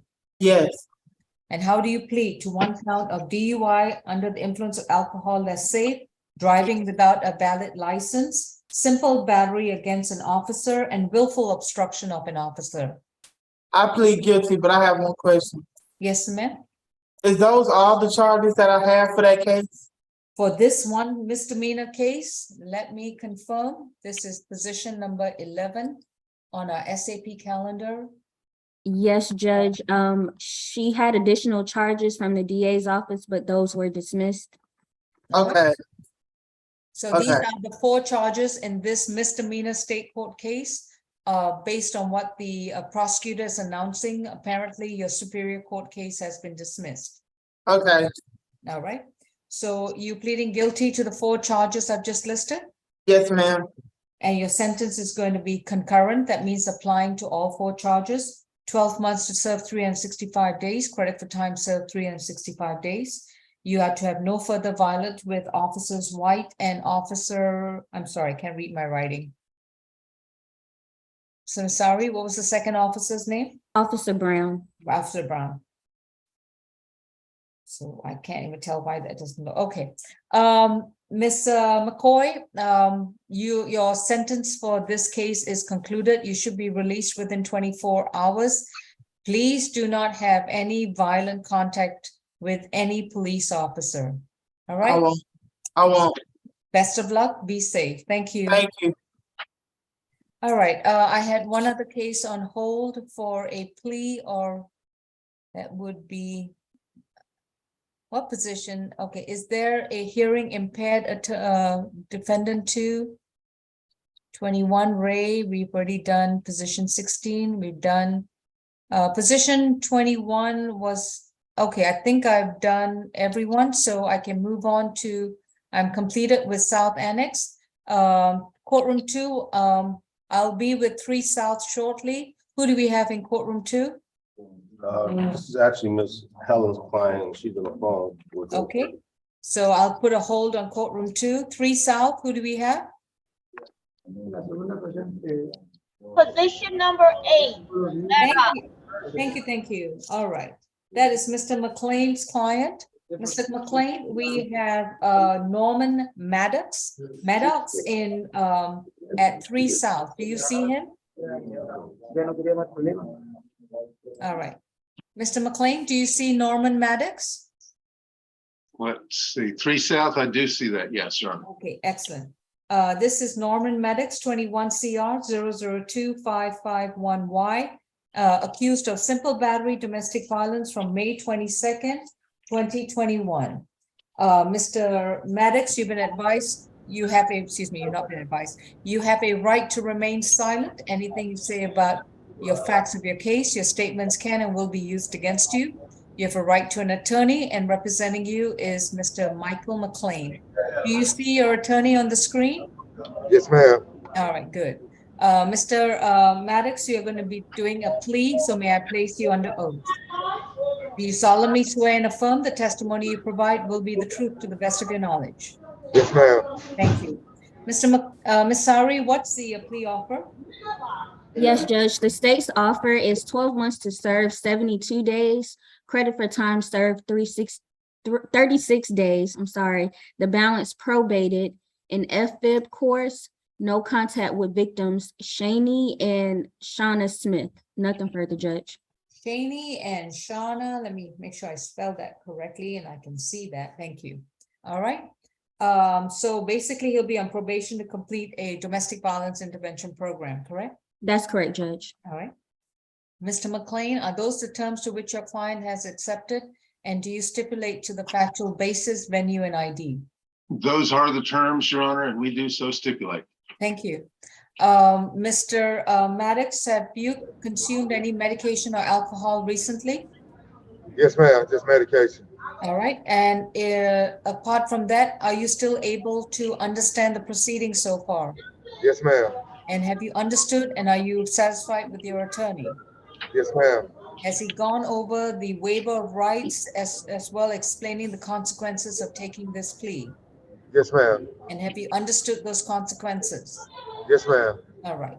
Mr. Maddox, if you decide to take this plea offer, and as your attorney has explained, you will be waiving your constitutional rights, including the right to go back to court, have a trial, confront your accuser, challenge the state's evidence, and have the state try to prove the charge against you beyond a reasonable doubt. Are you prepared to waive these rights? Yes, ma'am. How do you plead to simple battery domestic violence? Guilty. Your sentence is 12 months to serve 72 days, credit for time served 36 days. Your time at the jail is concluded for this case. If you have no other cases holding you, you will be released within 24 hours. But you must report to probation next Thursday at 132 Mitchell Street in downtown Atlanta. Understood? Yes, ma'am.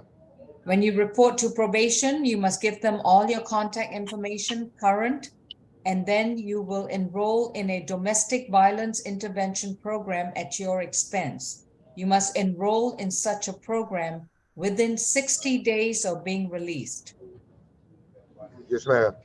It is a 6-month-long program, so it's imperative that you enroll in that program within 60 days. If you do not enroll in that program within 60 days of being released, you risk the chance of being arrested and your probation being revoked. Understood? Yes, ma'am. While you complete the classes and while you're on probation, you are to stay away and have no contact with Shani Smith and Shania Smith. Understood? Yes, ma'am. No Yes. illegal drugs, no weapons. Yes, ma'am. That concludes your sentence. Oh, Your Honor, if it would be possible, he's going to be pretty financially squeezed. His contact information sheet does have his brother, his main number, and his friend. He'll be easy to get hold of, and he will report to probation, of course. But if there's any way that the court could waive a few months' worth of probation fees while he takes that FVIP, it would be appreciated. I will waive probation fees up to and including the end of March 2023, providing that he enrolls in the FVIP program within 60 days of being released. If he fails to enroll, the offer to waive probation fees is suspended. Thank you, Your Honor. Thank you.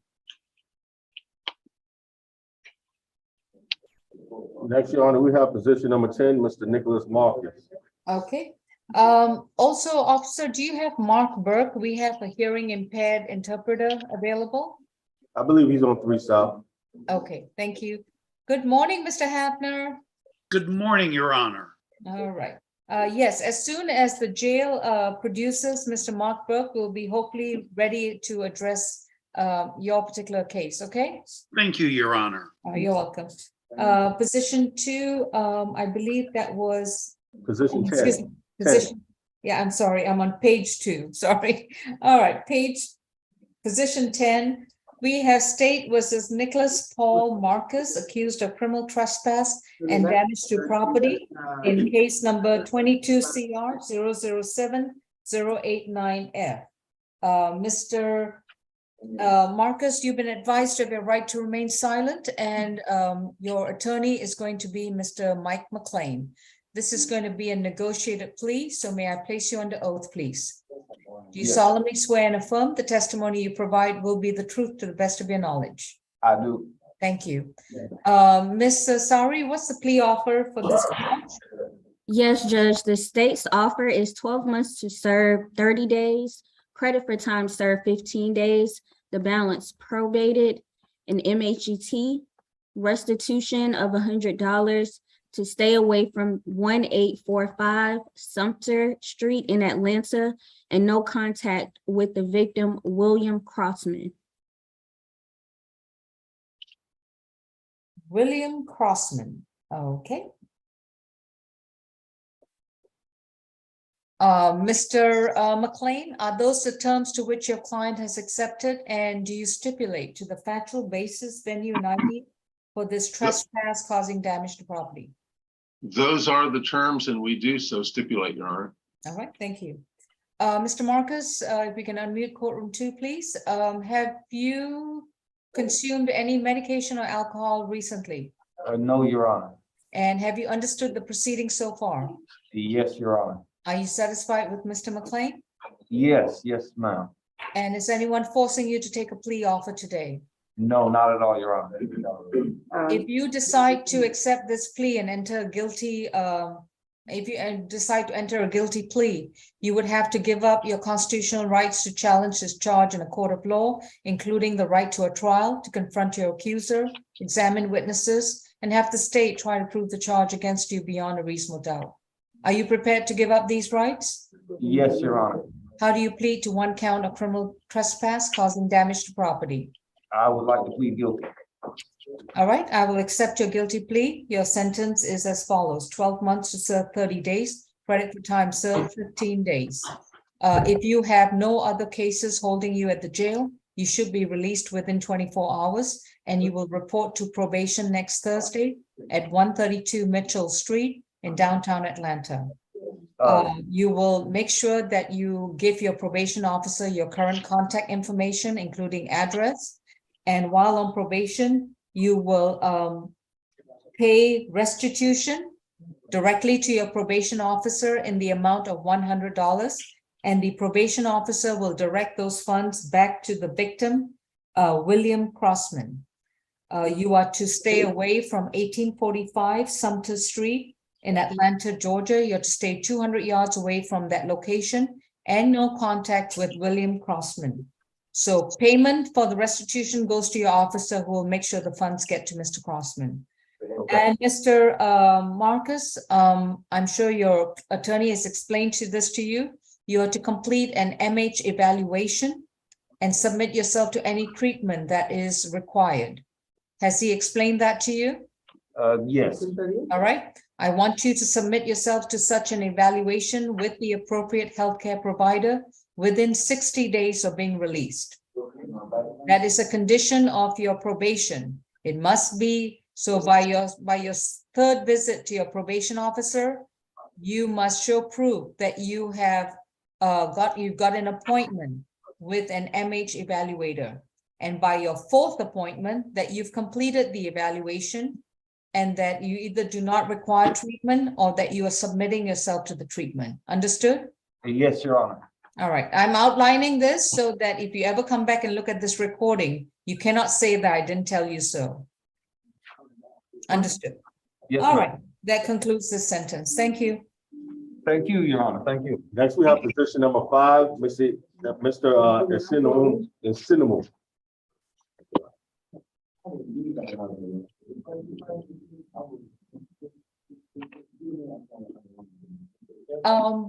Yes, I'll be with you very shortly, sir. Just give me a second. I've got Every time you're on. okay.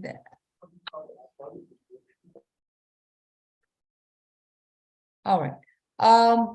JCS, which contact information did you want? The one for Mr. Crossman, they don't give us the victim's information for them to get paid, so I need that information. Okay, that would be directed to Ms. Sowry. Ms. Sowry, please contact, if you look at the chat, Ms. Thomas would need Ms. William Crossman's contact information so that they can remit the funds to him. Yes, Judge. Thank you. All right. Yes, thank you. Mr. Franco Irvin, I'm sorry, this is Ms. Richard Asinamo. Asinamo. All right, Mr. Asinamo, this position 5 of our calendar, your case is 22 CR 007-069E from a incident of October 19, 2022. We are going to waive sounding on that charge. And I will note for the record for this case that there is a continuing objection from the solicitor's office with regards to the waiver of sounding. Mr. Asinamo has an add-on case.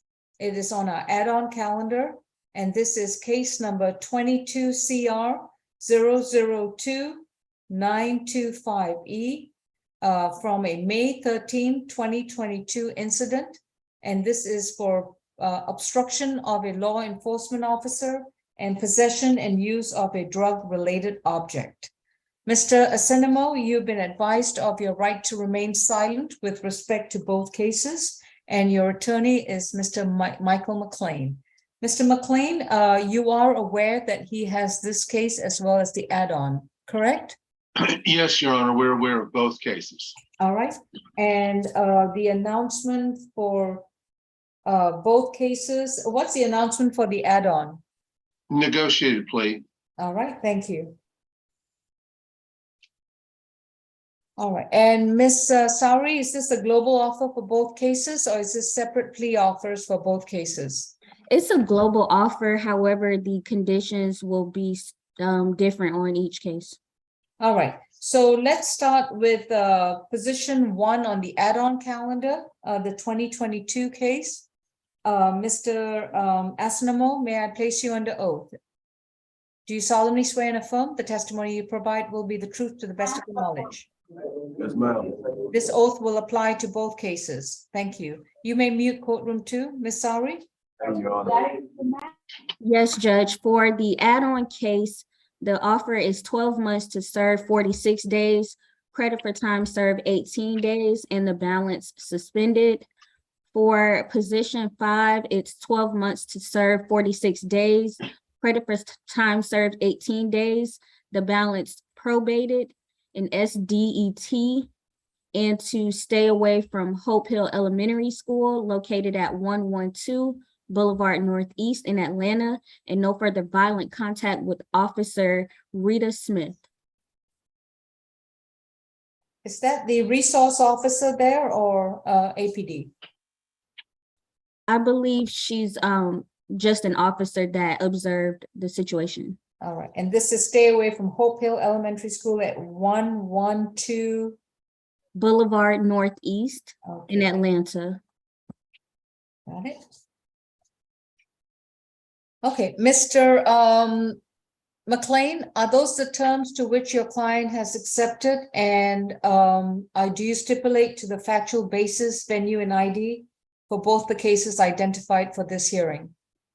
Yes, Your Honor, those are the terms, and those we do stipulate to the factual basis. If I may comment on that, I think the elementary school, from my reading of the police report, correct me if I'm wrong, anyone, but I think the elementary school was simply very nearby, that this took place in a street, and the officer just happened to be a driver of a car in the street and made the observation, but I don't think he was on campus by any means. Is that correct? That is correct. However, the state would like the defendant to stay away from that incident location. Certainly, he understands, but I did want to emphasize that in the fact pattern to the court. That's correct. Mr. McLean, does your client have any children that attend that particular school at the present time? Not that I'm aware of, no. All right, and does he have any business to attend at that school? Not that I'm aware of, no, Your Honor. Then I am comfortable putting a stay away, which means he has to stay 200 yards away from the property identified as Hope Hill Elementary School. And that means he has to stay at least 2 football fields away from that school. He understands. All right. Okay, we may unmute courtroom 2.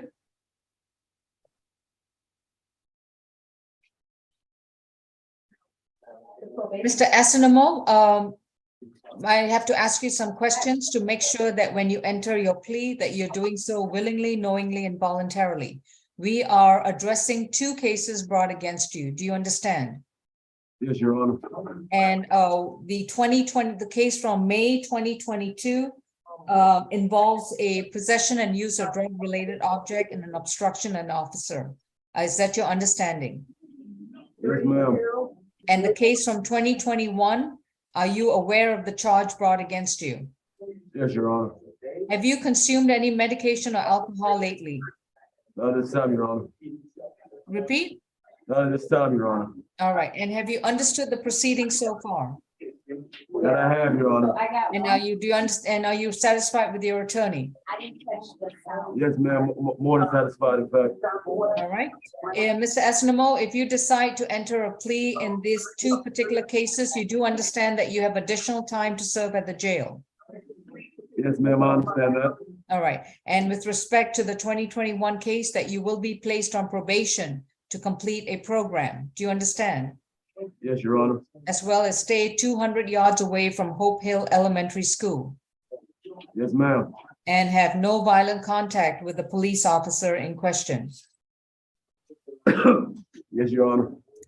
So, Ms. Asinamo, in addition to these terms, you also must understand that in order for me to accept your plea, you must waive your rights to a trial, to have the assistance of counsel, to confront your accuser, examine witnesses, challenge the state's evidence, and have the state try to prove the charges against you in both cases, and that proof must be beyond a reasonable doubt.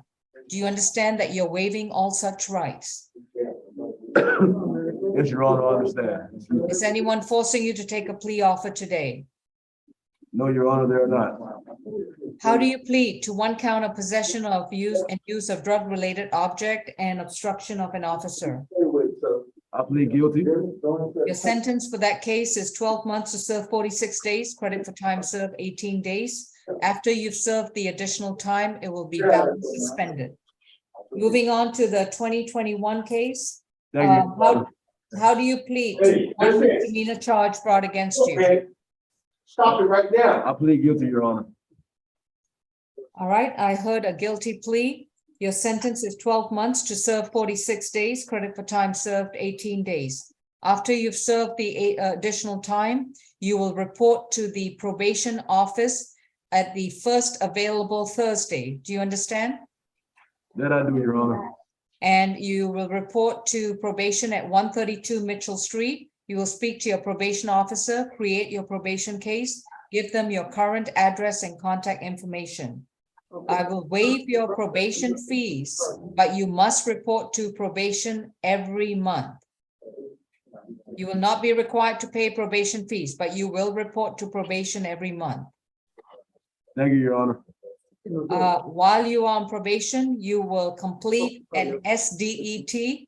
Your probation officer will explain that program to you, and you must enroll in that program within 90 days. That's 3 months, within 90 days of being released. Thank you, Your Honor. You will pay for that program out of your own pocket. So please understand that you have an obligation to get employed, get your funds, and enroll in that program. I'm not charging you probation fees, so don't give me any excuses. Understood? Thank you, Your Honor. Thank you. That concludes the sentence. Thank you. And thank you, Mr. Clay. Next one, we have position number 9, Mr. Manning. Let me know when Mr. We still don't have Mr. Burke. Okay. Thank you. Antoine Manning is accused of DUI under the influence of alcohol. That's safe from October 21st, 2022. Case number 22 CR 007122D. Mr. Manning, you've been advised of your right to remain silent, and your attorney is Mr. McLean. Ms. Tolis, are you all ready with the case as well? Okay, got it. I got the message. Thank you. Yeah, Miss Grace, Ms. Tolis, if you could mute, please. We are getting a lot of. I'm so very sorry. That's quite all right. Thank you. All right, Mr. Manning is represented by Mr. McLean. And Mr. McLean, I understand that your client wants to enter a not guilty plea. Is that still the situation? Yes, Your Honor. Okay. Mr. Manning, and do you waive a reading of the accusation, Mr. McLean? We do waive that reading. Thank you. Mr. Manning, you've been accused of DUI less safe. It is a misdemeanor offense, and based on the information from your attorney, I understand that you plan to enter a not guilty plea. Upon your entry of such a plea, the case will be scheduled for trial, where the prosecution would then have the complete burden to prove the charge against you beyond a reasonable doubt. If the state prevails and overcomes your legal presumption of innocence, then you would be you'll be convicted and sentenced to up to 1 year in prison and or up to $1,000 fine. Given this information, how do you plead? Not guilty. Your case is arraigned. You're currently and further notice for trial. You presently have a $2,000 good bond and conditions to no drive. That order was issued at your first appearance by me. So, Mr. Manning, Mr. McLean, why would I change that bond? Well, first of all, I didn't have a chance to check yesterday because of where I was compared to where the computer was. Does he have any holds? Let me see. I don't. Let me check his jailings calendar. I see there is a foreign county hold, but I'm not certain of what kind. Miss Harrison, can you enlighten us if he's got a hold in another jurisdiction?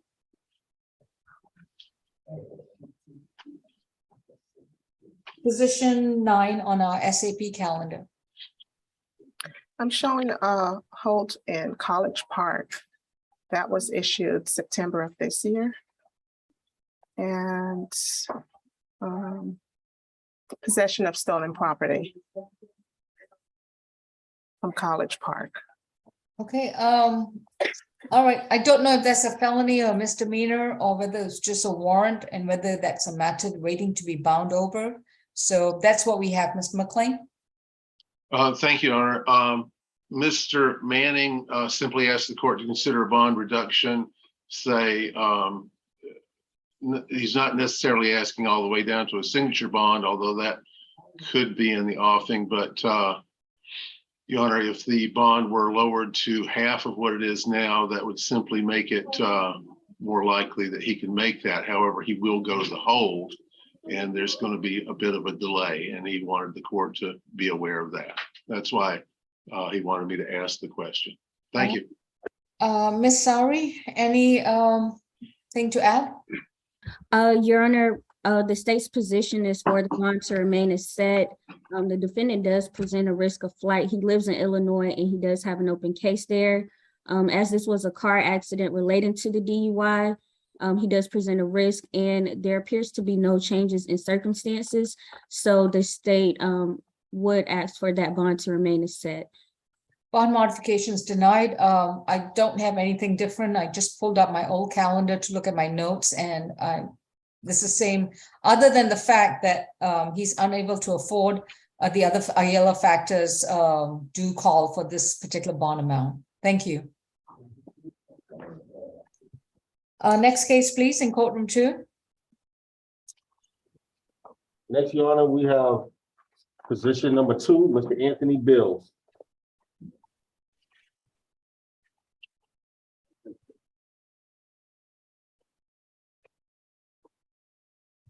This is Anthony James Bills, 19 CR 010176Y. Accused of theft by receiving stolen property from February 6, 2019. Mr. Bills has been, Mr. Bills, you've been advised of your right to remain silent and your attorney is Mr. McLean. This is going to be an arraignment and a bond modification hearing. Yes, Mr. Bills?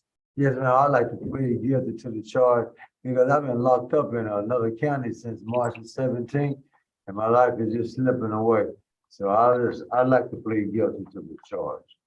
Mr. McLean, have you discussed this plea offer or any, I don't know what plea offer is being made to Mr.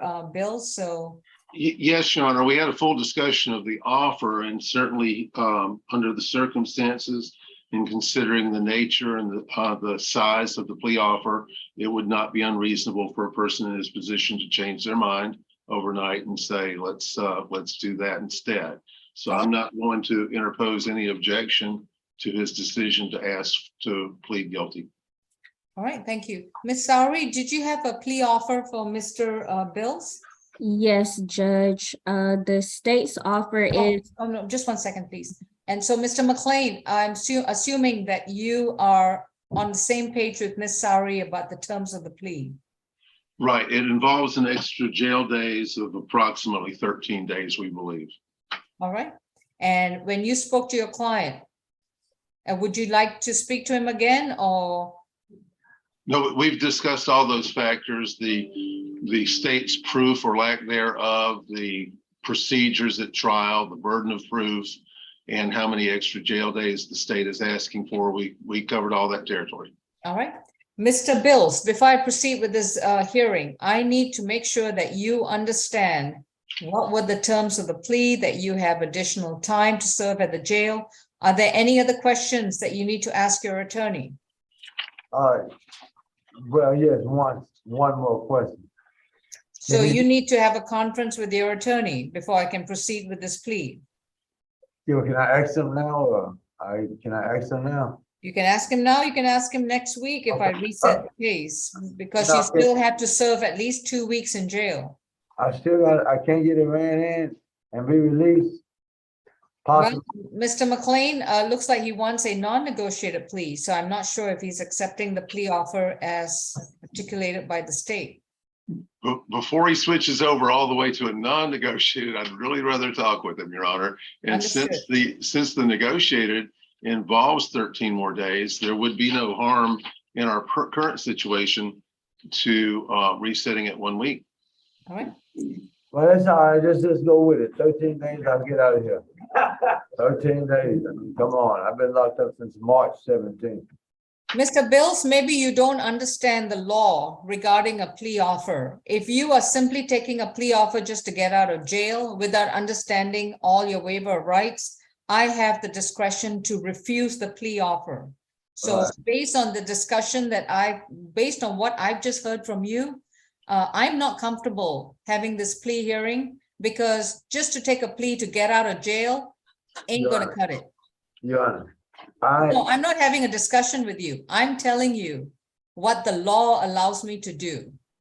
And if you want to sit there and say, well, forget it, I just want to get out of jail, I'll take what they're dishing out. That is not the law. I'm guilty, Your Honor. And I am going to let your attorney speak with you Okay. before I let you make another word. Excellent. Have a seat. I have 3 South Courtroom 2. I'll be right back with you. Who do we have in 3 South? Mr. Burks. The interpreter case. All right. Thank you. Mr. Hafner, please. Oh, I thought I was called. I'm sorry. Oh, no, we have actually 2. This is the hearing interpreter case, correct? I'm here, Your Honor, the interpreter. Thank you. I just want to confirm, well, let's go ahead. Mr. Hafner, do you solemnly swear and affirm that the information you translate by sign language will be a true and accurate translation with no changes or embellishments? I do. Thank you. And Your Honor, if you give me 1 moment to find the defendant. He's on 3 South. The panel says 3 South. All right, thank you. You've got him. Okay, excellent. Okay, this is, all right, Mr. Hafner, have you made contact with Mr. Burke?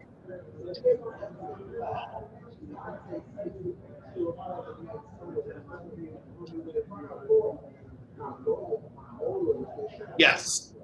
Both the defendant and I can see and communicate with each other, Your Honor. Thank you. This is case 22 CR 007-067D, State versus Mark Burke, accused of simple battery from October 19th, 2022. Mr. Burke, you have a right to remain silent about the facts of your case. Anything that you choose to say through sign language, your statements will be announced to the court and can and will be used against you in the treatment of your case. So please do not sign any statements that you want to make unless you have spoken to your attorney first. You have a right to an attorney. If you cannot afford one, Mr. McLean with the Public Defender's Office will be representing you. This, I understand, Mr. McLean, is your client's decision to enter a not guilty plea and have the case scheduled for trial. Would that be correct? It is, Your Honor. All right. And after which you are seeking a bond modification too, correct? Correct. Okay. So do you waive a reading of the accusation, Mr. McLean? We do. All right. Mr. Burke, you are charged with 1 misdemeanor offense of simple battery. It is a misdemeanor offense allegedly occurring in October of 2022 in Fulton County, Georgia. Upon your entry of a not guilty plea through sign language, your case will be scheduled for trial. At the time of the trial, the prosecutor has the complete burden to prove the charge against you beyond a reasonable doubt and to overcome your presumption of innocence. If the prosecutor succeeds, you could be convicted and face a sentence of up to a year in prison and/or up to $1,000 fine. Given this information, do you plead not guilty at the present time?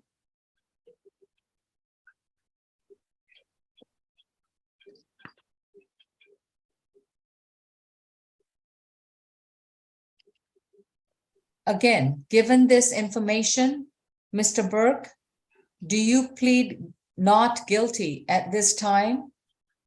You need to respond.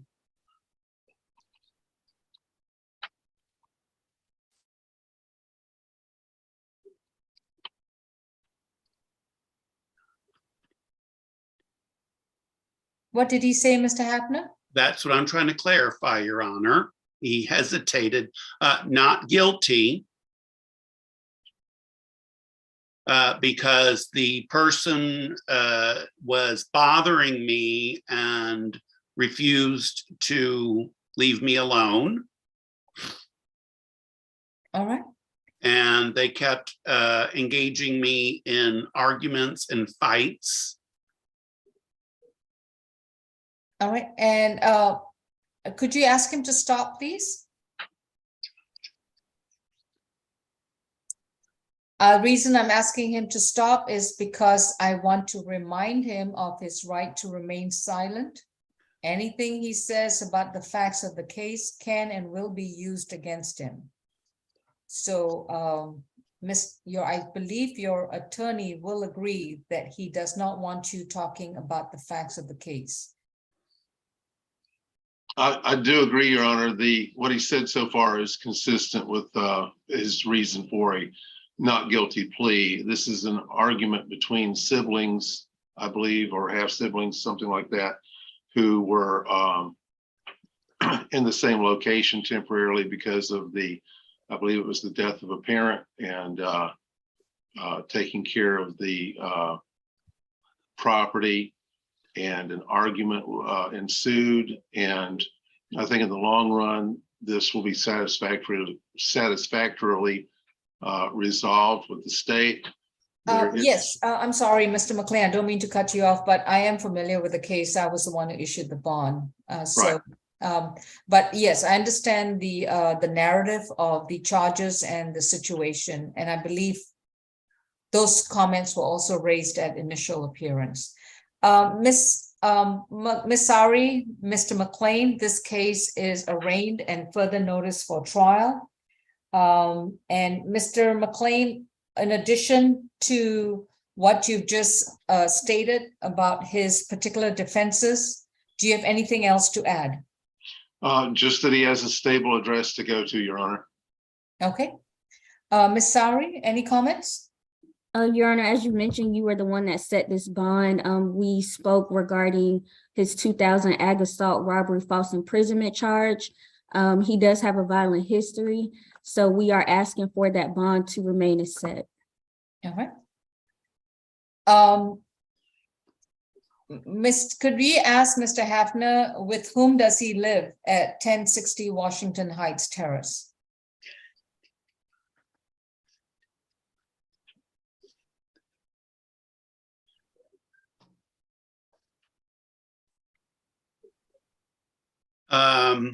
My sister wants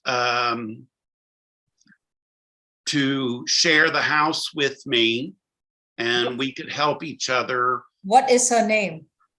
What is sister's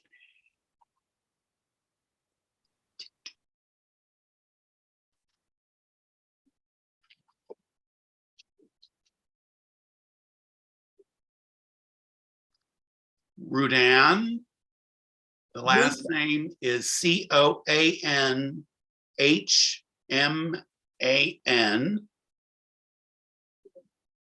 And my other sister's name is Rose. Oh gosh, her middle name, I can't remember, but Rose. Okay, so it's Sister Ruth and Sister Rose, is that correct? Yes. And they want to be able to stay at that house but my sister has another house that they could No, stay. I don't need all that information. I just need to know who stays with him. So want to stay? Good. Okay. Mr. McLean, please submit a proposed bond modification order. If Mr. Burke violates this bond order, if there is any anger, if there are people bothering him, and he reacts in anger and violence, he will be back in jail with a cash bond only. Does he understand? Do you understand that, Mr. Burks? I think he does, but. I don't know. Yes, I understand that, Your Honor. Now, I believe the spelling of his last name has an S on it. Mr. Burks, okay. $4,000 signature bond through pretrial services.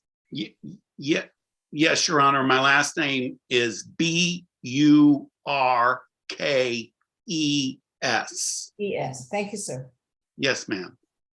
His bond is modified to a $4,000 signature bond through pretrial services. He must report to the pretrial office once a month, and he must bring his sister Ruth or sister Rose, whoever is available with him, to the pretrial office so that he can communicate with the pretrial officer. No illegal drugs, no alcohol, and no weapons. He must have no contact with Vanessa Bean. Stay 200 yards away from Miss Bean and do not communicate with her in any way, form, or manner. He may return to 1060 Washington Heights Terrace Northwest. What was the address, Your Honor? 1060 1060 Washington Heights Terrace in Northwest Atlanta.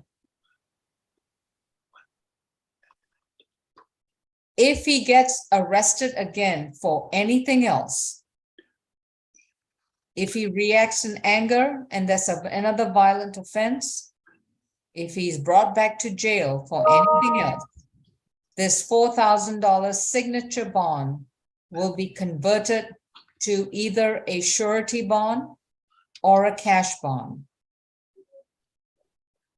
And Your Honor, I'm sorry to interrupt. Are defendants with the CWOP conviction eligible for pretrial? This is not a CWAC charge, it's simple battery. Correct. He just has one conviction in his history. Understood. Yes. Yes. If Yes, I'm it's fine. Okay, thank you. All right. Mr. Burks, do you have any questions about your bond?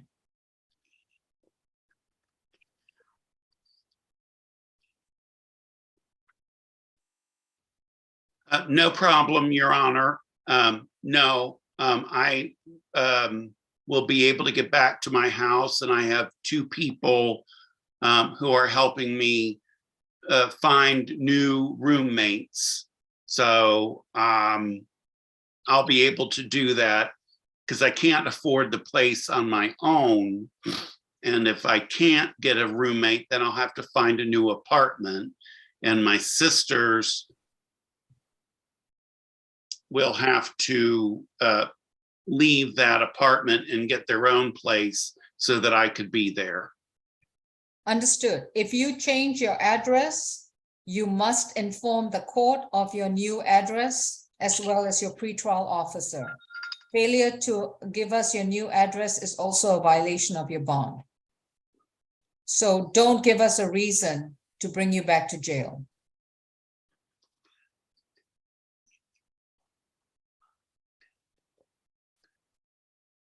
Thank you. Mr. McLean, that concludes the case with Mark Burks. Thank you, Your Honor. Mr. Havner, thank you very much. It's been a pleasure. Thank you, Your Honor. Take care. All right, we are ready on position 28 and 29. Mr. Vega,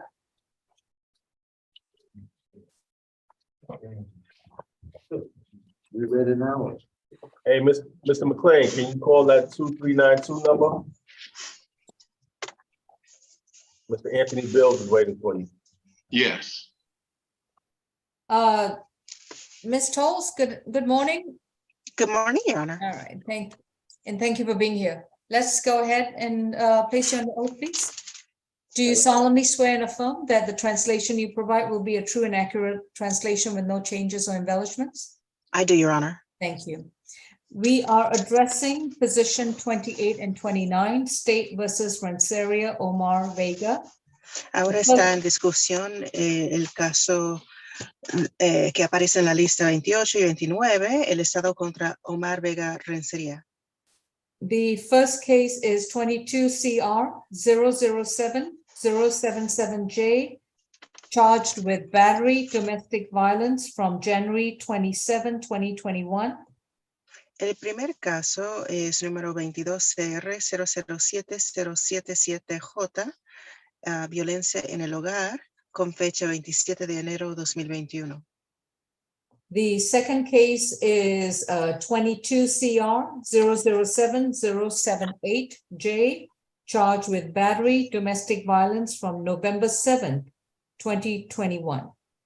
Y el segundo caso es el 22CR007078J, una acusación de violencia en el hogar con fecha 7 de noviembre 2021.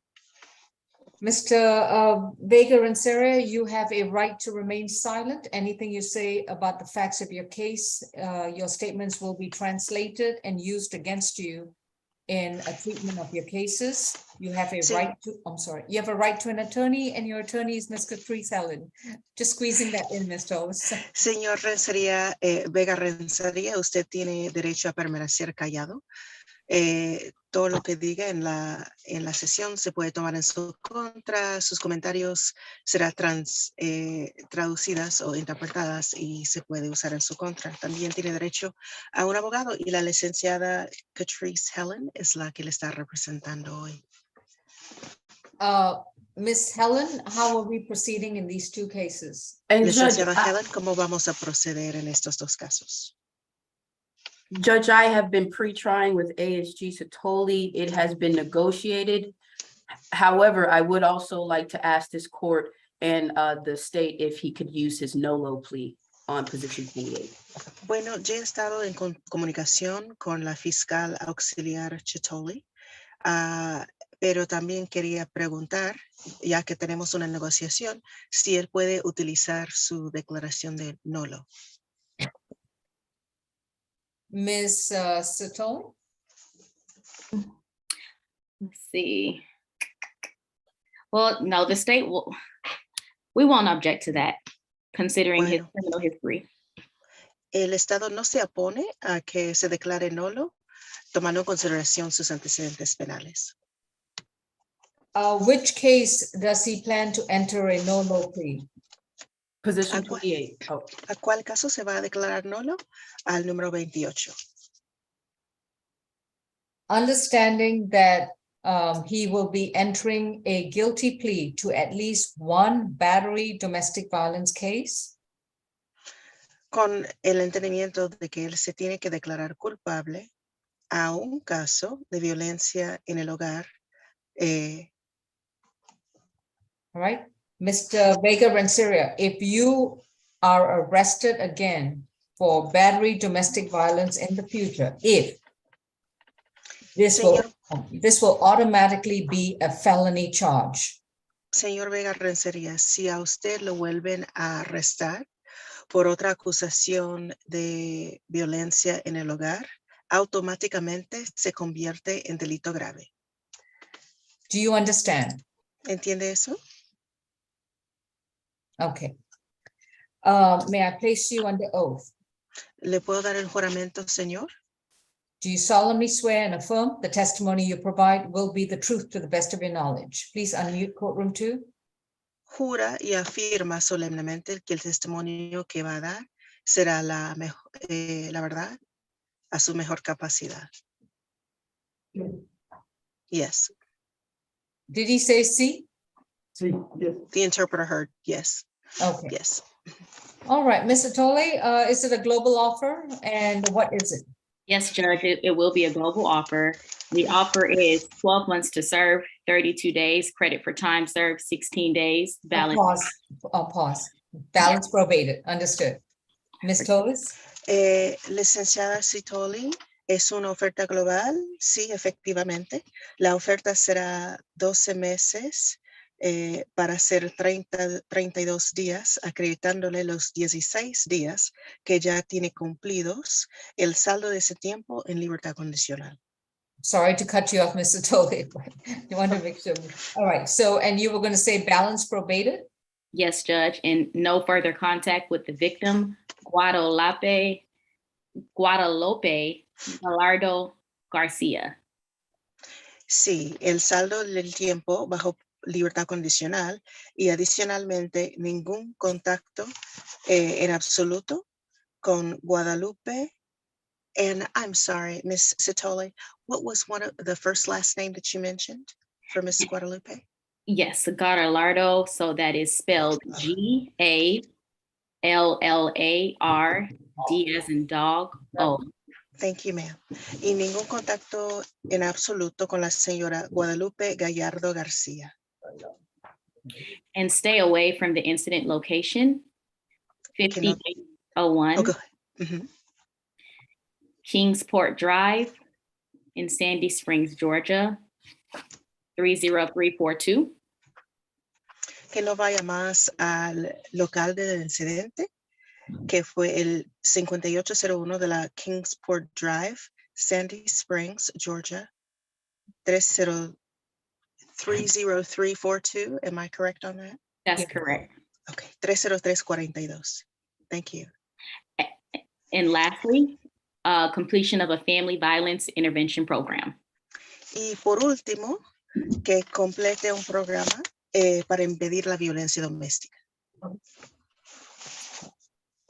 All right. Ms. Helen, does your client accept these terms and do you stipulate to the factual basis, venue, and ID for both cases?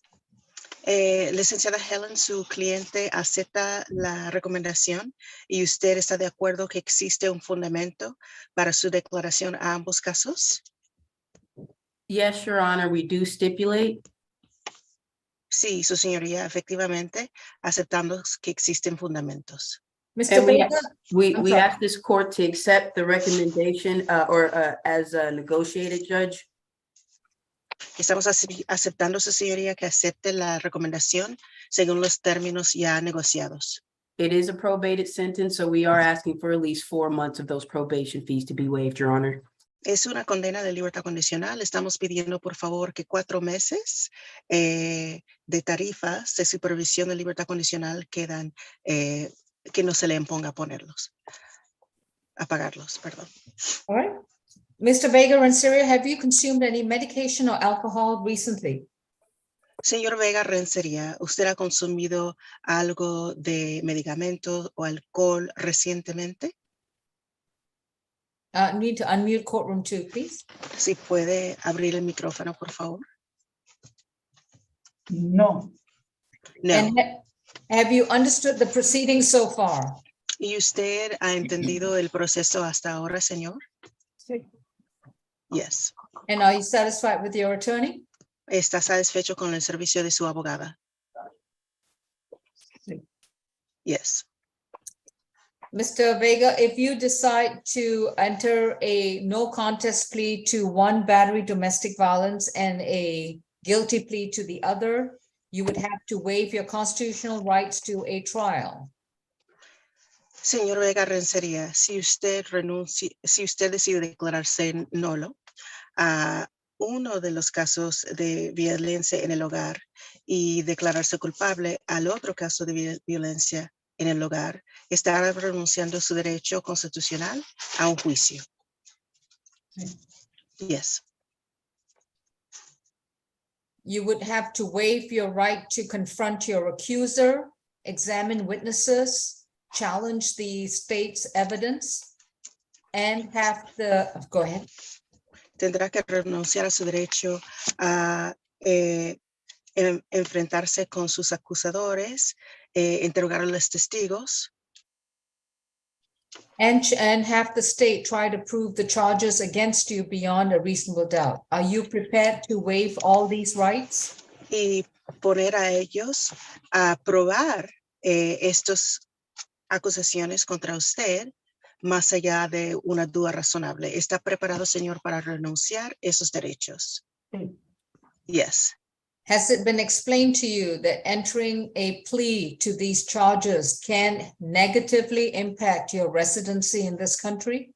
Y ya le explicaron que declararse a estas acusaciones, señor, puede afectar posiblemente su situación migratoria o residencia aquí en este país. I'm sorry, Your Honor, the interpreter didn't hear the response.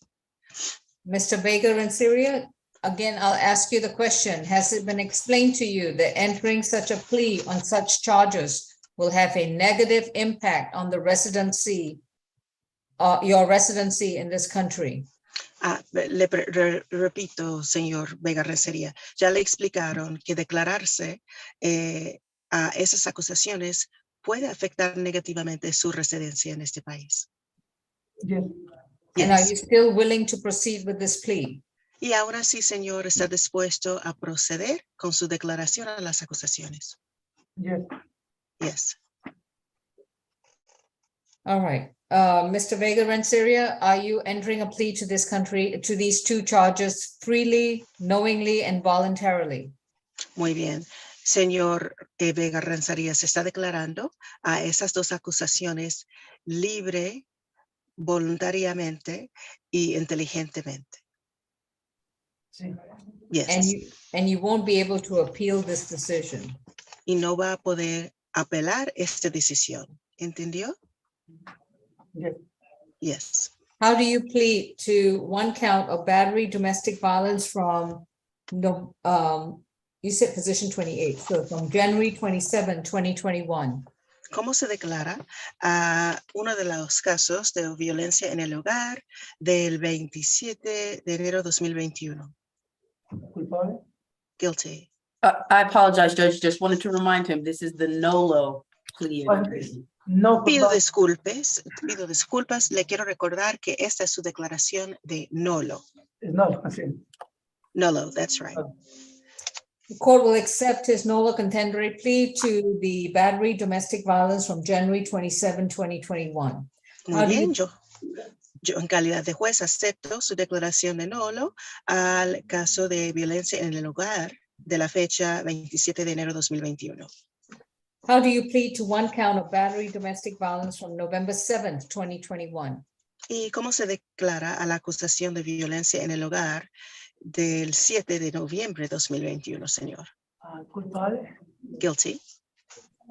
Your sentence for both cases is going to be as follows.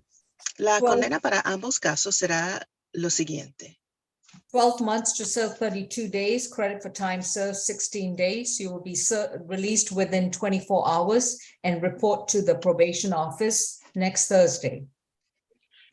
Entonces, su condena para ambos casos será lo siguiente. 12 meses para cumplir 32 días, señor, acreditándole los 16 días que ya tiene cumplidos, el saldo del tiempo en libertad condicional. A usted lo van a dejar en libertad en las próximas 24 horas y luego usted se tiene que presentar el próximo jueves a la oficina de libertad condicional. When you report to probation at 132 Mitchell Street in downtown Atlanta, make sure you bring your current contact information. Entonces, cuando usted vaya a reportarse a la oficina de libertad condicional en el 132 del Mitchell Street en el centro de Atlanta, asegúrese de traer con usted su información de contacto actual. I will waive your probation. I will waive your probation fees for the months of November, December, January, and February. That's 4 months of fee waiver. Entonces voy a renunciar a imponerle el pago de las tarifas de supervisión de libertad condicional durante el mes de noviembre, diciembre, enero y febrero. Entonces, no se le va a imponer el pago de esas tarifas durante 4 meses. Within 30 days Okay. of being released from the jail, you must enroll in a domestic violence intervention program classes. Dentro de los primeros 30 días de salir en libertad de la cárcel, señor, se tiene que inscribir en un curso para impedir la violencia doméstica y tomar esas clases. So by the second probation visit, you must show proof that you are enrolled in the domestic violence classes. Entonces, para su segunda visita con su funcionario de libertad condicional, va a tener que enseñar un comprobante de haberse inscrito en sus clases para impedir la violencia doméstica. If the interpreter may interrupt, as you were adding on to your sentence there, Your Honor, he asked a question, but the interpreter did not hear the question clearly. Do not ask any questions until I complete the sentence. Señor, no haga preguntas hasta que haya terminado de dictar la sentencia. In addition to the classes, he must have no contact with Guadalupe Gallardo Garcia, and he must stay away from 5801 Kingsport Drive in Sandy Springs, Georgia. Aparte de las clases, señor, que usted va a tener que hacer, no puede tener ningún contacto en absoluto con Guadalupe Gallardo García y no puede volver más al local del incidente en el 5801 de la Kingsport Drive, Sandy Springs. He may return to that location one time only with a police officer to remove his personal belongings, that one-time visit. Puede regresar a ese local solamente una vez con un agente de policía, acompañado de un agente de policía para que saque sus pertenencias del lugar. Within 30 days of being released and placed on probation, he must update the court and his probation officer with his new address. Y durante los primeros 30 días de haber salido de la cárcel, señor, tendrá que actualizar su dirección, su domicilio con el tribunal y también con su funcionario de libertad condicional. He's not to communicate with Ms. Garcia in any way, form, or manner, but I will allow for third-party transfer of children if they have any children. I am so sorry, Your Honor. Could you repeat that? He is to have no contact with Ms. Garcia in any way, form, or manner, but I will allow for third-party transfer of children if they share any children. Okay.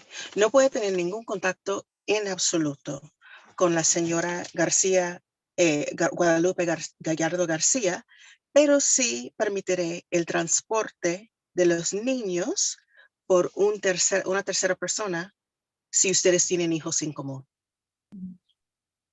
Now, does he have any questions about his sentence? Ahora, ¿tiene alguna pregunta sobre la condena? No. No. All right, that concludes positions 28 and 29. Está bien, caso concluido.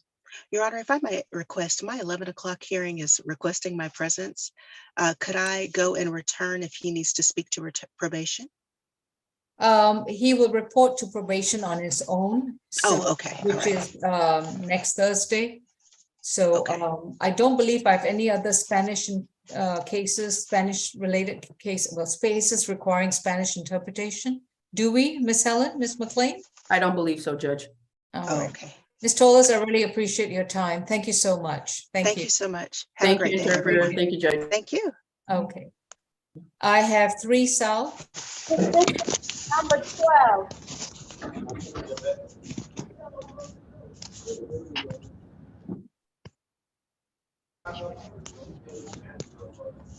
12. Miss Champion, is the in-person Markelly in the courtroom?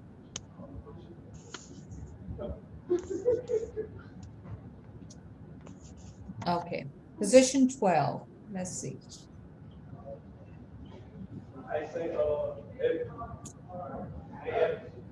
Anthony O'Connell, is that the individual at 3 South? Okay. It is.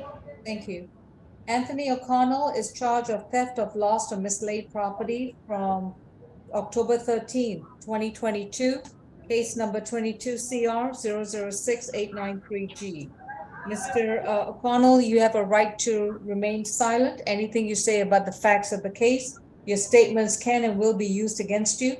You have a right to an attorney, and you're represented by Mr. McLean. This is going to be a negotiated plea. Is that correct? Yes, Your Honor. Okay. Mr.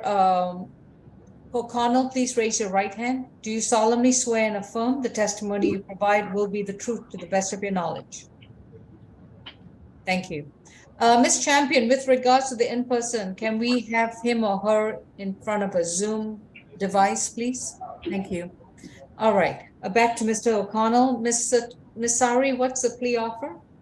Yes, Your Honor. The state's offer is 12 months to serve 44 days, credit for time served 22 days, the balance probated, an anti-theft course, and no contact with Brunsky Bruno. Brunsky Brunel. Okay, thank you. Mr. McLean, are those the terms to which your clients accepted, and do you stipulate to the factual basis of ID? Those are the terms, Your Honor, and we do so stipulate. Thank you. Mr. O'Connell, have you consumed any medication or alcohol recently? No, ma'am. You have to speak louder, okay? No, ma'am. All right, and you can do it through the mask. It still allows you to raise your volume. And have you understood the proceedings so far? Yes, ma'am. Are you satisfied with your attorney? Yes, ma'am. And are you entering this plea willingly and voluntarily? Yes, ma'am.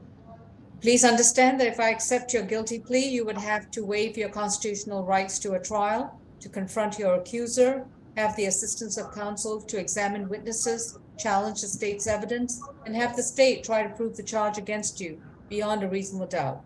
Are you prepared to waive these rights? Yes, ma'am. How do you plead to the one misdemeanor offense of theft of lost or mislaid property? Guilty. Your sentence is 12 months to serve 44 days, credit for time served 22 days. If you have no other cases holding you at the jail, you should be released within 24 hours. You will report to the probation office next Thursday at 132 Mitchell Street, and make sure you bring your current contact information with you. While on probation, you will complete one anti-theft class at your expense. You must do so by the end of the year. I will waive your probation fees through the end of the year. If you complete the anti-theft class, your probation will be non-reporting. But if you've not completed the class, you will start paying probation fees from the 1st of 2023 onwards. Understood? Yes, ma'am. You have no contact with Brunsky Brunel at all times, whether it's reporting or non-reporting probation.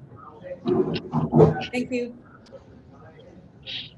Position number 19, Mr. Potts. 19.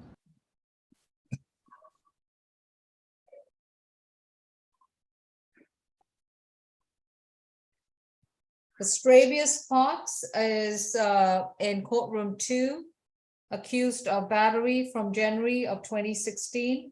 Mr. Potts, your case is 17 CR 007-882Y. And Mr. Potts, you've been advised of your right to remain silent, and your attorney is going to be Ms. Helen.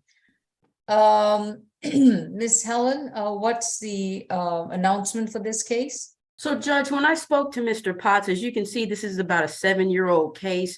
We're moving to actually have this dismissed, or to see if the state's willing to null process this. There are some concerning things in the incident report, specifically that the alleged accuser never identifies Mr. Potts as the person who allegedly assaulted him. That person mentioned only the clothing of 2 Black males near the shelter. All right. Oh, courtroom 2, let's go ahead. Okay, I think we're okay. And so, Judge, again, it's really concerning. I know that you read the incident reports. I know that you look at these cases, a 7-year-old case. The alleged accuser never identifies or mentioned Mr. Potts, just as a Black male wearing a black T-shirt and blue jeans as a description. And Mr. Potts even says, I'm not even involved in anything. I'm staying at a hotel nearby, walking to meet someone else past the shelter. So, Judge, we were asking to see if this case would be null pros by the state. All right. Just based on those So I can understand Ms. Helen wanting to argue the merits of the case, but let's just put some points down on record. This case was accused in March 2nd, 2017. He failed to appear in court on May 30th, 2017, and a warrant was issued. In August of 2017, he made a new bond. So no dismissals, no challenges at that time. And then on February 20th, 2018, he again failed to appear in court and his bond was forfeited and an arrest warrant was issued. And then the arrest warrant and the bond forfeiture was set aside in May of 2018. In August of 2018, another warrant was issued and he made a new bond on January 4th, 2020. Again, no motion to dismiss, no motion to challenge the merits of the case. And then of course, the pandemic came in and he was then ordered to appear in court in March 8th of 2022, and he did not appear. That's the third time, and an arrest warrant was issued. So the bond that is reflective of his current case is not because of the merits of the case or the allegations or the sufficiency of the complaint, but on his history of failures to appear. Okay, now, Ms. Satoli, do you have anything else to add? No, Judge, the state will be proceeding with this case and will not be dismissing it. And we won't get into the merits of the case. However, for the reasons that you stated, we will be proceeding. All right. The bond is going to be modified to a $1,500 surety bond. And as long as Mr. Potts updates the court with his current address, full address, contact information, phone, email, so forth, and that if he fails to appear in court again, that is, just making it more hard, making it harder to consider any more releasing him. I mean, I don't have a problem issuing no bond at all and making sure this case goes to trial, but that's really up to Mr. Potts. So Mr. Potts, make sure that you show up in court next time. Thank you. And Judge, can I have an opportunity to speak to Mr. Potts? We can go to the next case. I believe 3 South is my case as well. I just want an opportunity to speak to Mr. Potts before we close that case out. Hey, Ms. Helen, just to let everyone know in the courts, we kind of rolling over to misdemeanor. So we have to get these misdemeanor guys interviewed. So the phones are going to be tied up. All right. It'll be very quick. Okay. Go over there. No, he can go to that. All right, next case, please, courtroom 2. Can we go to position number 2? Back to position number 2, Mr. Anthony Bills.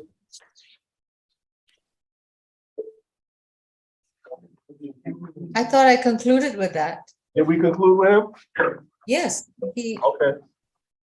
Mr. McLean, didn't we conclude with, Mr. Bills doing 13 days? We reset that 1 week, Your Honor, and he understands.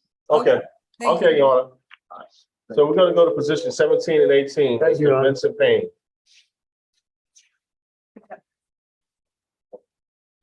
That's my position as well, Your Honor. I just need 5 more minutes. Do we have any other cases? That's all I have is Helen's cases in here. All right, courtroom 2, please hold. 3 South, who's the case?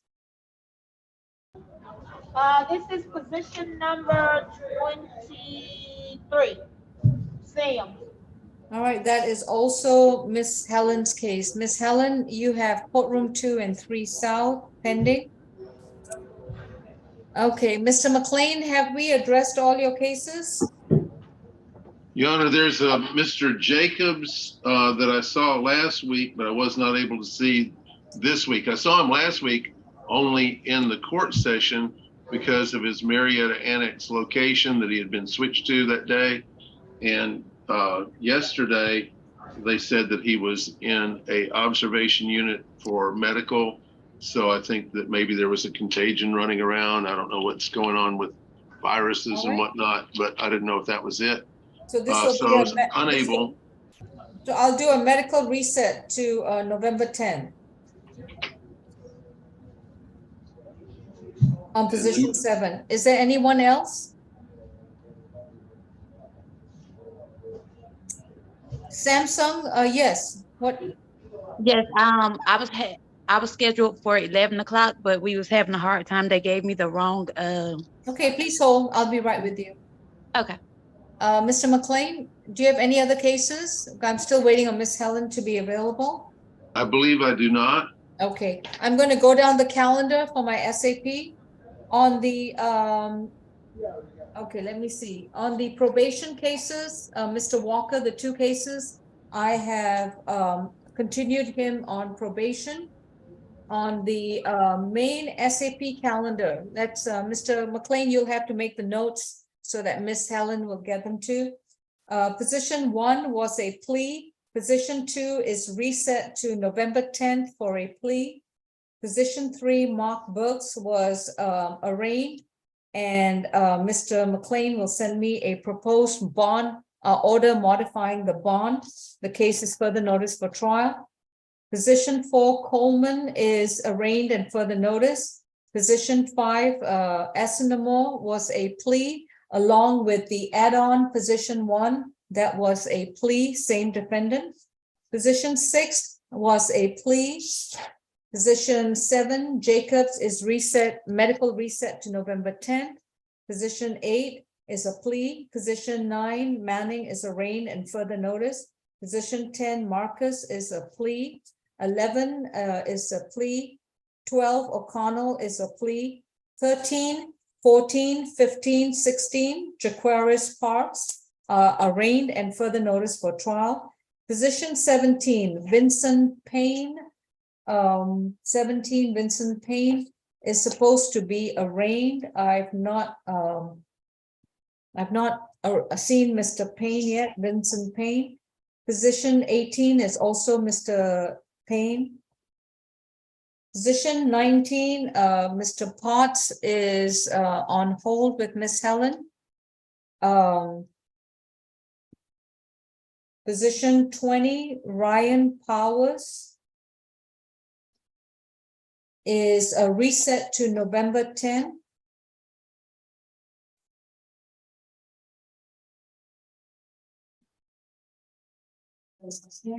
Position 21, Quintavious Ray, is arraigned and further notice for trial. Position 22, Shelton Tipton, is supposed to be arraigned. I have not. Yeah, most of these guys are in the courtroom too, Your Honor. All right. Position 23, Sims. Okay, not addressed. Position 24. Not addressed.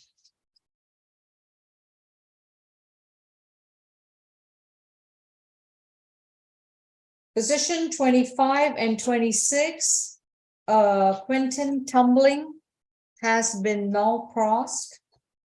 Miss Sauri, have you submitted null prost proposed orders? Judge, that would be ASG Satole. Oh, Ms. Satole, yes. Yes, Judge, I received them. This is Miss Champion. I received them. Okay, appreciate it. Thank you. 27, Upshaw was a plea. 28 and 29 were pleas with Mr. Vega. And position 30 is Francis Wabibi. And we've not addressed that case yet. Oh, sorry. Position 30, Wabibi, is reset. Position 30 and 31 are reset to November 10th. And position 32, William Willis, is yet to be addressed. And Judge, we're ready on Mr. Potts. After speaking with Mr. Potts, he would like to accept the state's recommendation, which was time served, balance suspended, stay away from the incident location. And he thanks you for that bond modification offered, but he would like to accept the state's offer. All right. Mr. Potts, please raise your right hand. Do you solemnly That's Mr. Payne, Mr. Oh, that's Mr. Payne. Yeah, that sorry. was Mr. I Payne. can't tell with the mask on. Okay, sorry. All right, Mr. Potts, please raise your right hand. Do you solemnly swear and affirm the testimony you provide will be the truth to the best of your knowledge? Yes. Mr. Tole, what's the plea recommendation for Mr. Laspravius Potts? Yes, Judge, the plea offer is credit for time served, 15 days, balance suspended, stay away from the incident location, 550 Peachtree Street, Northeast Atlanta, Georgia, and no further contact with the victim, Dontavius Slaughter.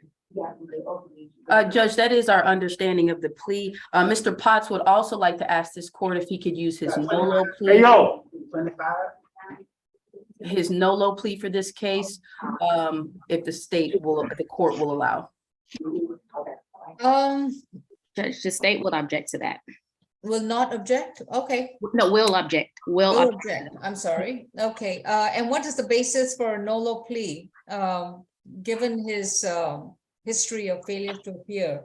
I do hear the failing to appear, but when I spoke to Mr. Potts, he has not utilized his NOLO contendory in the last 5 years, and he just wanted to see if he'd be able to use that today in court. Ms. Harrison, what is the history for Latrevius Potts, position 19, keeping in mind that the 5-year rule does not apply to non-traffic related cases? You want to know if he used the NOLO, Judge? No. Actually, don't worry. I have his history. The request is denied. But I still think he'll accept the plea, Judge, and enter a guilty plea, Judge. Mr. Potts, do you still want to enter a guilty plea to this charge? Yes. All right. Based on my review of your criminal record history, at least with just Fulton County, the court is not comfortable with accepting a NOLO contendory plea from Mr. Potts, especially when it's the battery charge. So if Mr. Potts is ready to proceed, Ms. Helen, do you stipulate to the factual basis, venue, and ID? I do, Your Honor. Thank you. Mr. Potts, have you consumed any medication or alcohol? No. And have you understood the proceedings so far? Yes. And are you satisfied with your attorney? Yes. If you decide to plead guilty to this battery charge, you would have to give up your constitutional right to go back to court, to confront your accuser, challenge the state's evidence, present your own defenses if you choose to do so, and have the state try to prove the charge against you beyond a reasonable doubt. Are you prepared to give up these rights? Yes. How do you plead to 1 count of battery? Yes. Your sentence is 12 months to serve 15 days, credit for time served 15 days, balance suspended. You have to stay away from 550 Peachtree Road and have no contact with, was it Douglas Slaughter? No, Judge, Dontavius is Dontavius Slaughter. Spelling, handwriting, sorry. Okay, that concludes this case. Position 19 was a plea. All right. 3 South, who do we have? Yeah. 3 South, who do we have? Position 23. All right. This is Miss Helen. I believe the rest of the cases are all yours. That's correct, Judge. All right, so we are addressing position 23. Mr. Deshaun Kamar Sims, accused of battery from September 13th, 2021. Mr. Sims, you have a right to remain silent. Anything you say in open court, your statements can and will be used against you. You have a right to an attorney, and representing you is Miss Helen. Position 23 is a negotiated plea. So please raise your right hand, sir. Do you solemnly swear and affirm the testimony you provide will be the truth to the best of your knowledge? Yes. Thank you. Mr. Tole, what's the plea offer? Yes, Judge, the state's offer is 12 months to serve, 56 days, credit for time served, 28 days, balance probated, no further contact with the victim, Jay Avers, and that's JAI, completion of an 8-week anger awareness course, and to stay away from the incident location, 550 Peachtree Street, Atlanta, Georgia, 30308. What the heck is 550 Peachtree Street? Is it that popular? It's 2 cases in a row. Okay. All right, Miss Helen, do you stipulate to the factual basis, venue, and ID, and are those the terms to which your clients accepted? My client has accepted those terms and we do stipulate, Judge, this is a probated sentence and we are asking for those probation fees for at least 4 months to be waived. And if the state is amenable, if it can be non-reporting once he completes those conditions.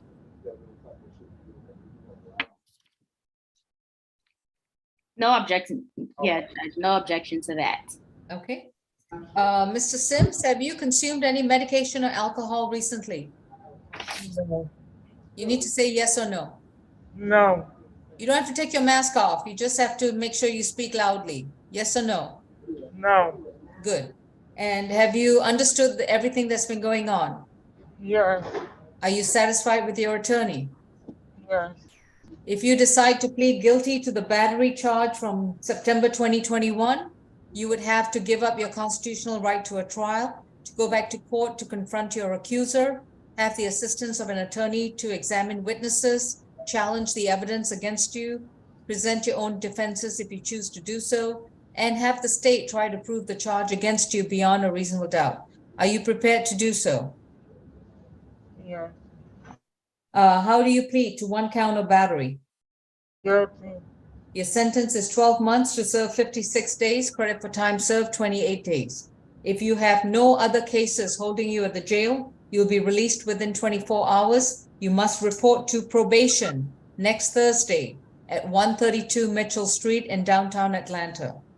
When you report to probation, I will waive your probation fees up to and including the end of February 2023. Make sure you complete your 8 weeks of anger management classes during that time. If you complete it, then your probation will be non-reporting. You're also to stay away from 550 Peachtree Street in Atlanta, Georgia. I know it's popular, but you cannot go back there. Understood? Yes. Thank you. Courtroom 2, who do we have? Mr. Payne? That's correct, Your Honor. Thank you. Mr. Payne is position 17 and 18 on our calendar. And from what I understand, this is going to be an arraignment and a bond modification hearing. That's correct, Judge. Thank you. Mr. Winston Haywood Payne has got 2 cases before the court, 21 CR 005-156Y, accused of battery, domestic violence from September 28, 2021. And the second case is 22 CR 007-073Y, accused of battery, domestic violence from October 18, 2022. Mr. Payne, you've been advised of your right to remain silent, and your attorney is Miss Helen. Miss Helen, do we waive a reading of the accusation? We do, Judge. Mr. Payne, you have been informed of the 2 cases brought against you as well as the charges. These are misdemeanor offenses of which you are presumed innocent. Upon your entry of a not guilty plea to both these cases, they will be scheduled for trial, during which time the state has the complete burden to prove the charges against you beyond a reasonable doubt. If the state prevails, you could be convicted and face a penalty of up to a year in prison and or up to $1,000 fine for each convicted offense. Given this information, how do you plead? Not guilty, Your Honor. Your cases are arraigned and further notice for trial. On the 22 CR case, a bond order was issued on October 20th, 2022 for the amount of, fast as the screen will allow. It was $3,000. That would be $3,000 cash only by yours truly. Yes, Miss Helen? Yes, Judge, we're, this is a bond hearing for both cases. The first case, Judge, is from September 28, 2021. We are asking for a signature bond in the same amount for this case, specifically for a couple of reasons.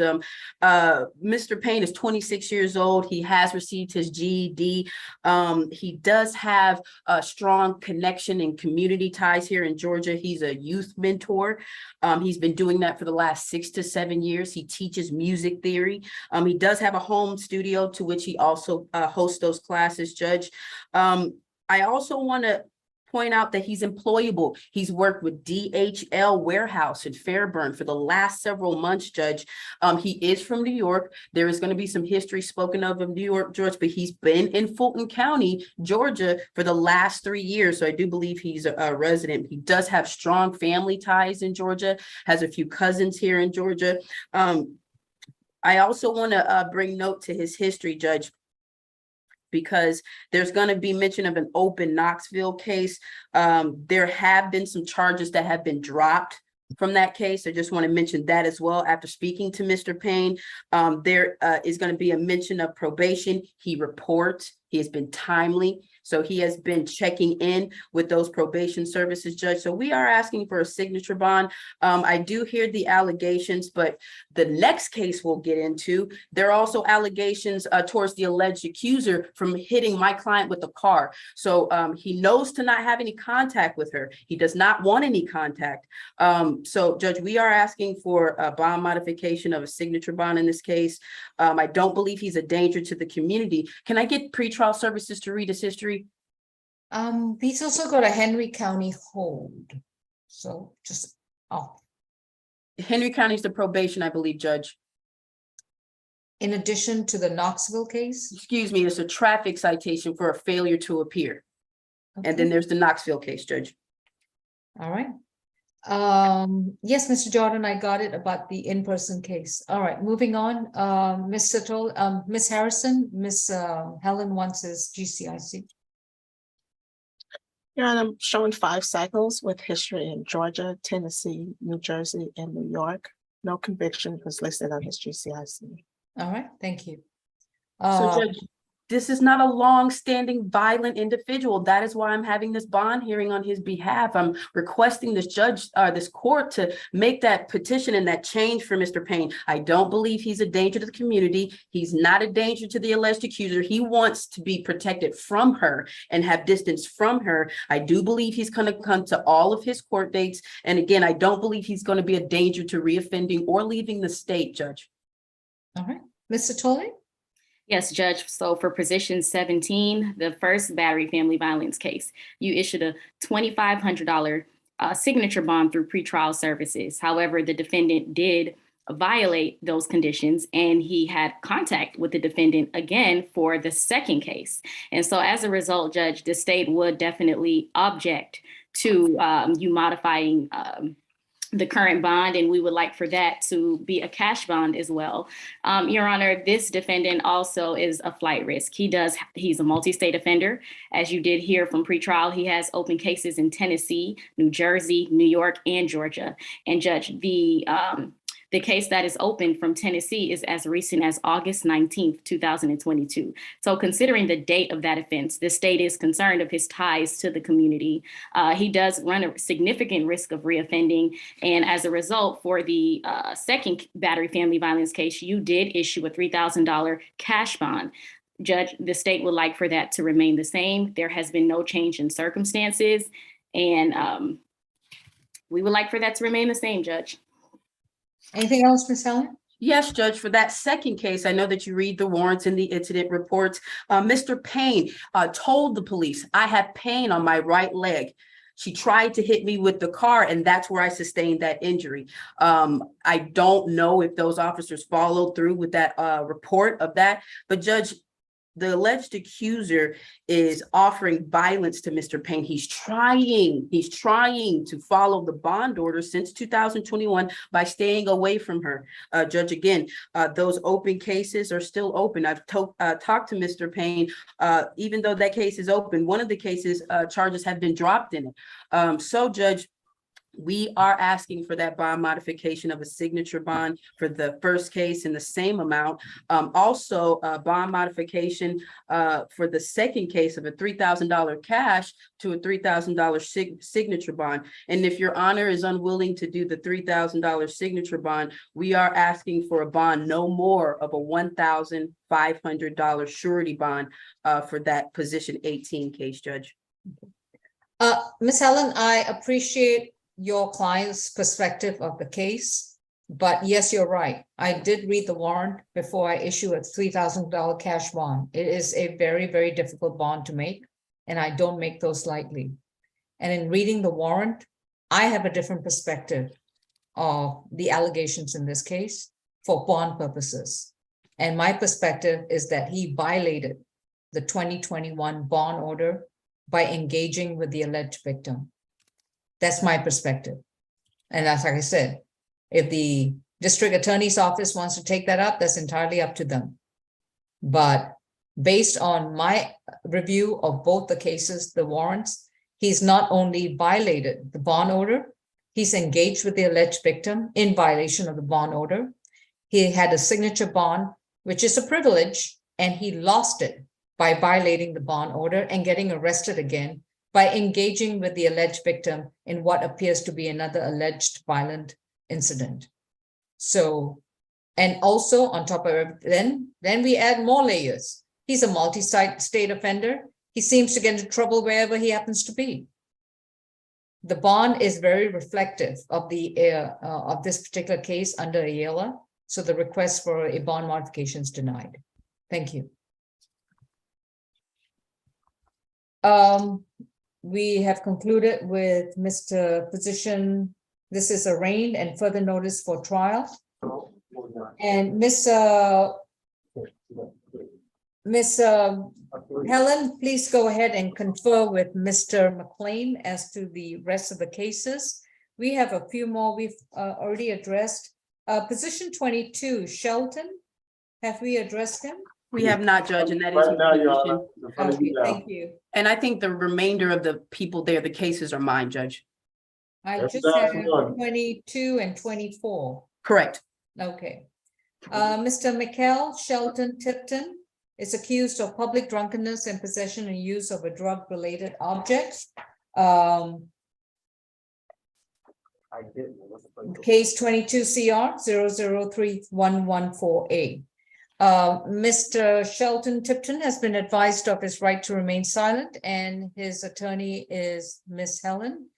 And I understand this is going to be an arraignment. Is that correct? And a bond hearing, Judge. All right. Mr. Shelton Tipton needs to say something. Do you have a question about whether we are proceeding with a not guilty plea? Hey, ma'am, I just did 3 months at Clayton County Jail. I have a family, Your attorney is going to speak on your behalf. I apologize. I'm actually, Miss Helen, can we push for, just? Let me call you. It's okay. Hey, Mr. Shelton Tipton, let me call you. The phones are tied up. We're doing misdemeanor. They interviewing right now, so I don't know. I was trying to see if we could push for a guilty, and I know it'll violate the probation, but I have to get the ball rolling. My family, I got some stuff going on. I really got. All right, Mr. Shelton Tipton, we will take your case up next. Let's have Mr. Mark Stankiewicz. And Mr. Tole, could you put in the chat, what was the recommended plea offer for Mr. Shelton Tipton? Yes, Judge, I will. The same one that you sent to Miss Helen. Okay. Yes, Judge, I will.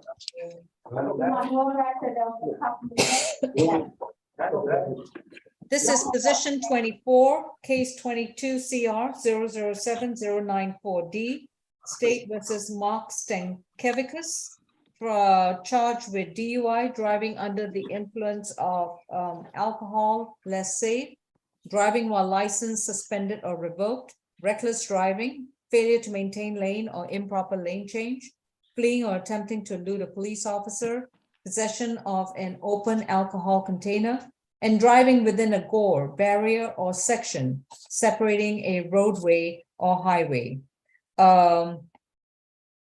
Mr. Stankiewicz, you have been advised of your right to remain silent. Anything you say about the facts of your case, your statements can and will be used against you.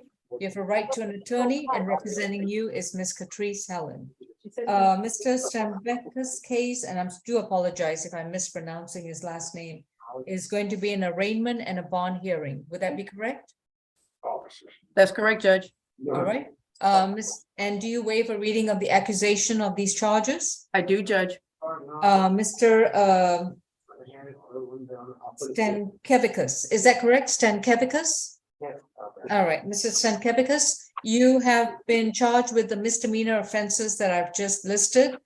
These charges are allegedly in Fulton County, arising from an August 2022 incident. You are legally presumed innocent of these charges. Upon your entry of a not guilty plea, the case will be scheduled for trial. At the time of the trial, the prosecutor would have the complete burden to prove the charges against you beyond a reasonable doubt. If they prevail and you are convicted, you will face a sentence of up to a year in prison and or up to $1,000 fine for each convicted offense. Given this information, how do you plead? Mr. Stankevichus? Not guilty. Your case is arraigned and further notice for trial. With No, regards, Not guilty. understood? I did hear that, a not guilty plea. Your case will be arraigned and scheduled for trial so that you will be able to exercise your constitutional right to address these cases in a court of law before a judge or a jury. In the meantime, we will address your bond. Your bond was set at $3,000 surety bond on October 21st, 2022. And I think that was by me. Yep. Okay. And this case was initially heard at the municipal court, but it was been reset to November 3rd. Ms. Harrison, may I have Mr. Stankevichus priors? Yes, Judge, I'm showing 8 cycles. He had a 2015 DUI in Sandy Springs. No disposition was listed. He has a 2022 conviction for DUI, obstruction of law enforcement officer in Forsyth, and a 2021 DUI out of Cherokee. Nothing further to add. Thank you. All right, Ms. Helen? So yes, Judge, this is a bond hearing for Mr. Stankevichus today. He's 67 years old. And when I went down and spoke to him, Judge, you heard his history. This is not a long-standing violent offender. So the Fulton County Jail is quite dangerous for Mr. Stankevichus. So he spent over 70 days in incarceration. And so I believe that you've read the warrant. No sobriety tests were given. This officer mentions that the charge of a DUI specifically came from an open container and different other aspects, but no sobriety tests were done. Mr. Stankevichus didn't provide anything else that would actually indicate that he was driving under the influence. When I spoke to him, he had no idea that there was an officer behind him trying to pull him over. In fact, he said at one point the officer stops with the lights, and so he believed that it was not him to be pulled over for a traffic citation. Judge, I do hear the history. When I spoke to him, he's aware of the open Cherokee case. Again, that's still an open case. Going to the Ayala factors, I do believe Mr. Stankevichus is going to come to all of his court dates. I do have a permanent address for him as well. He's not currently working, but he does receive SSI. He is from Connecticut, but has been in Georgia the last 25 plus years.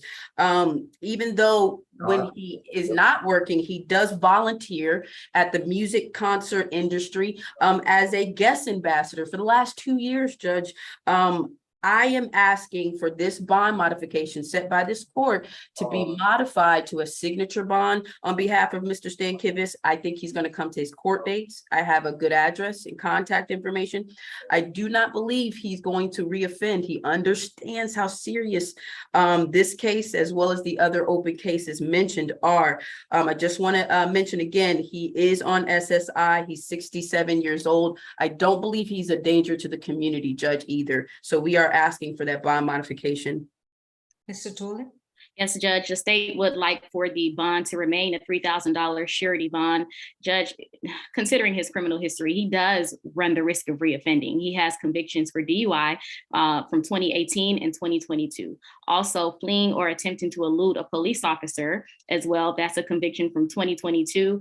And willful obstruction of a law enforcement officer. He also has a DWI out in Florida. So, Judge, he does run the risk of reoffending. And on the facts of this case, Judge, on August 13th of this year, around 3:50 in the morning, the defendant was observed traveling southbound on I-75 and 85 connector in Fulton County, Georgia. The officers activated their emergency light and sirens, attempting to make a traffic stop. The defendant failed to acknowledge the emergency equipment, and he kept driving. And he made a right turn on 17th Street. One of the officers attempted to deploy stop sticks on the vehicle, but he wasn't successful. The defendant continued to drive, and he even drove through 5 traffic lights. The vehicle finally came to a stop at the intersection of Ralph David Abernathy and Lawton Street. The officer ran over to the vehicle, opened the driver door, and placed handcuffs on him. Upon apprehending the defendant, there was a very strong odor of alcohol emitting from the vehicle. He was sweating profusely, and he appeared to be lethargic while getting out. He also had a tall boy can of all day IPA beer that was open in the vehicle. And there was also another closed beer can on the passenger side of the vehicle. He refused to take a blood test, so they weren't able to do that. However, they did see signs of impairment. And the facts of this case is very egregious. And as a result, and considering his criminal history, the state would like for the $3,000 surety bond to remain the same. Portions of these charges have already been assigned a signature bond, but the most serious ones, reckless driving and DUI, do have surety bonds. And given the numerous charges, and the court's not surprised he's added up to a $3,000 surety bond. Well, let me see. Yeah. No, I've reduced all of them to a good bond. So it was a $3,000 bond. Miss Helen, I'm no bond modification. I don't have to explain any further. That's his record, his history, his non-compliance, his continuous arrests and convictions for driving while impaired has clearly, although he may not be a violent offender, he clearly poses an imminent threat to other motorists on the streets. Thank you. Understood, Judge. All right. Do we have any other cases? I have a William Willis. That is my case, Judge. You gotta keep it third. You gotta keep your mouth on.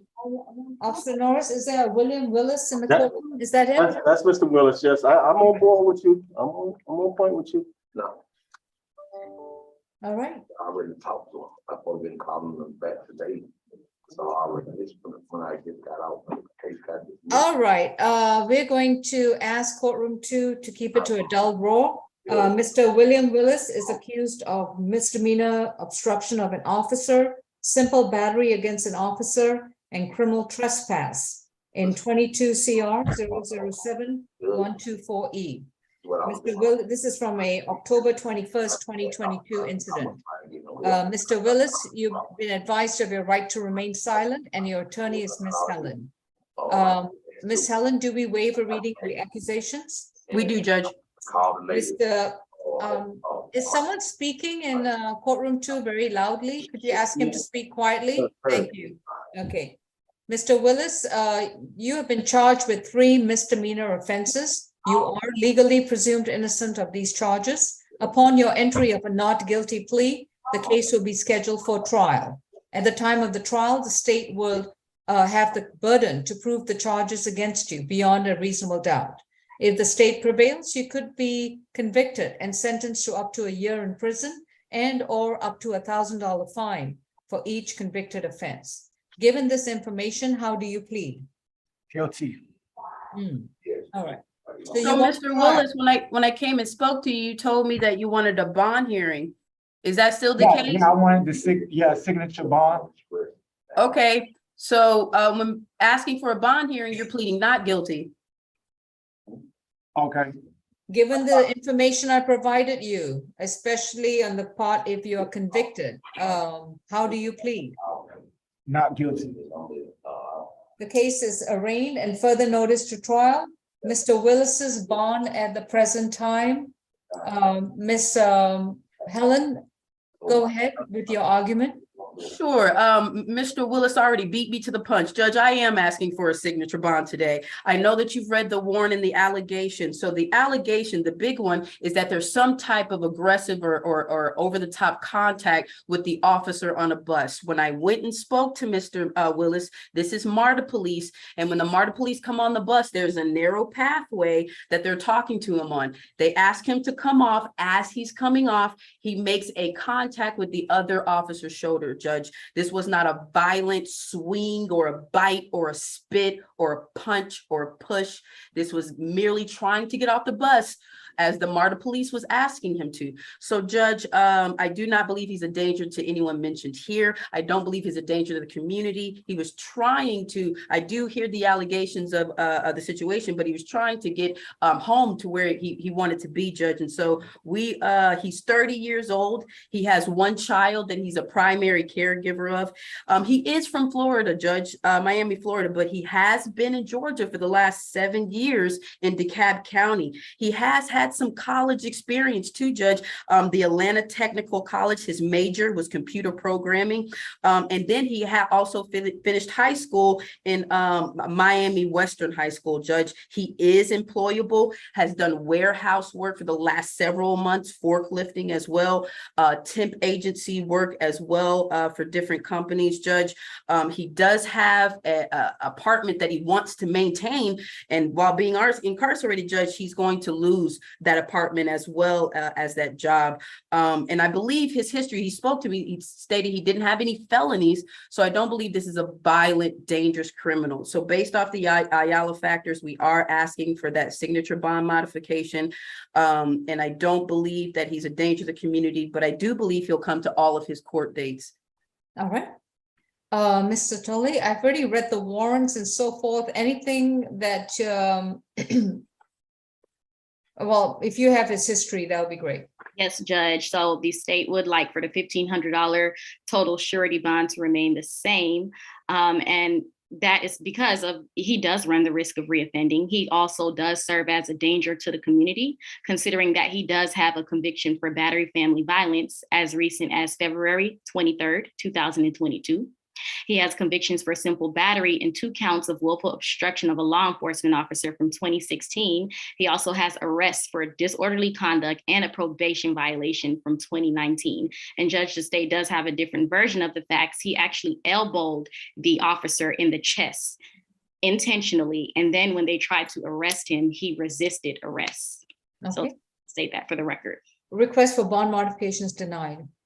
Thank you. We are going to go back to position Shelton Tipton. Yes, Judge. All right. Okay, Ms.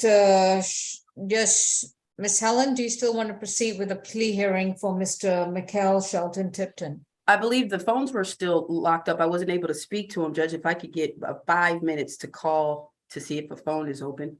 All right. Yeah, There is no phones no open. phone open. There's no phones open, Your Honor, but I still have this one guy, Mr. Tumbling, position 25 and 26. That was Nal Prost. Oh, sorry. If you can bring him up, I'll be glad to give him the good news. Mr. Shelton Tipton, I'm going to reset your case.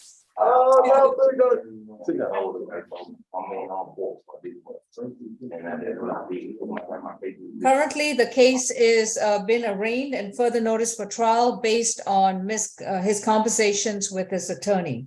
If he wishes to enter a plea, I'm going to reset it to next Tuesday before Judge Morrow, the 8th. So that will be November 8th. Thank you. That's for Mr. Shelton? That's for Mr. Shelton Tipton, if he still wants to take a plea. All right, Mr. Tumbling. All right, you had 2 cases before us, 22 FTA 000010 and 21 CR 003046F. The state has indicated filed a notice to not prosecute these cases. So these cases are closed and they're no longer pending against you. If you have no other cases holding you at the jail, you should be released within 24 hours. Okay. Thank you. Yeah. Thank you. All right, I believe that comes 4 North, who do we have? Yeah, position 7. All right, courtroom 2, that concludes our calendar, for courtroom 2. Thank you, Your Honor. Position 7, that's Mr. McLean's case. And Mr. McLean, I hope you're still with us. Yes, excellent. Okay. Position 7, Mr. Antonio Jacobs. Mr. McLean, you indicated you're going to reset the case to November 10th. Is that Are there- still? Right, I was not able to get to him yesterday. Are there any holds on him? Just 1 second. Miss Harrison, if you can chime in faster than me, that would be great. Jacobs, position 7.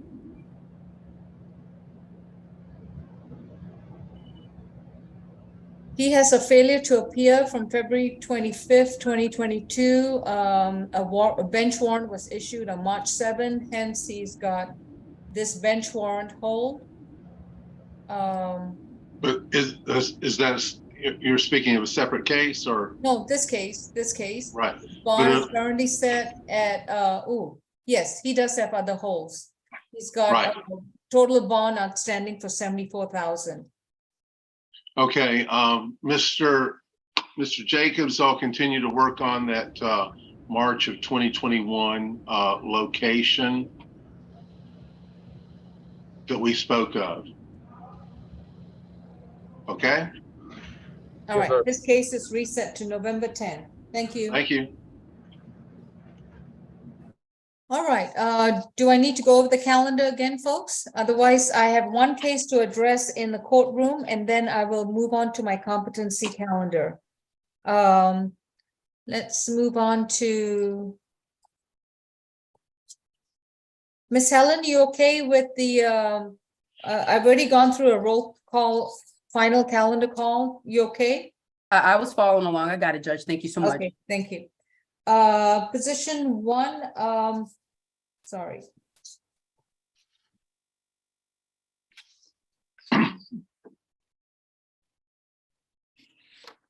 Mr. Jordan, what happened to the Royalston case?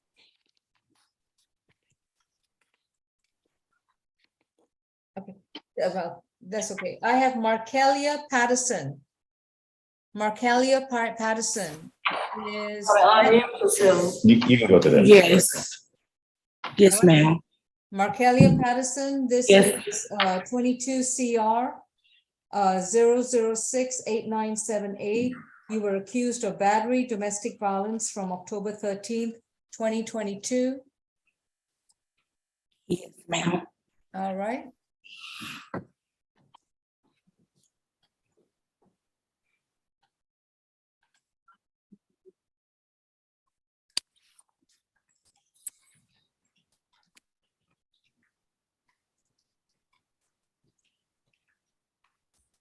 All right, Ms. Patterson, you were advised, you're advised of your right to remain silent. Anything you say in open court about the facts of the case, your statements can and will be used against you.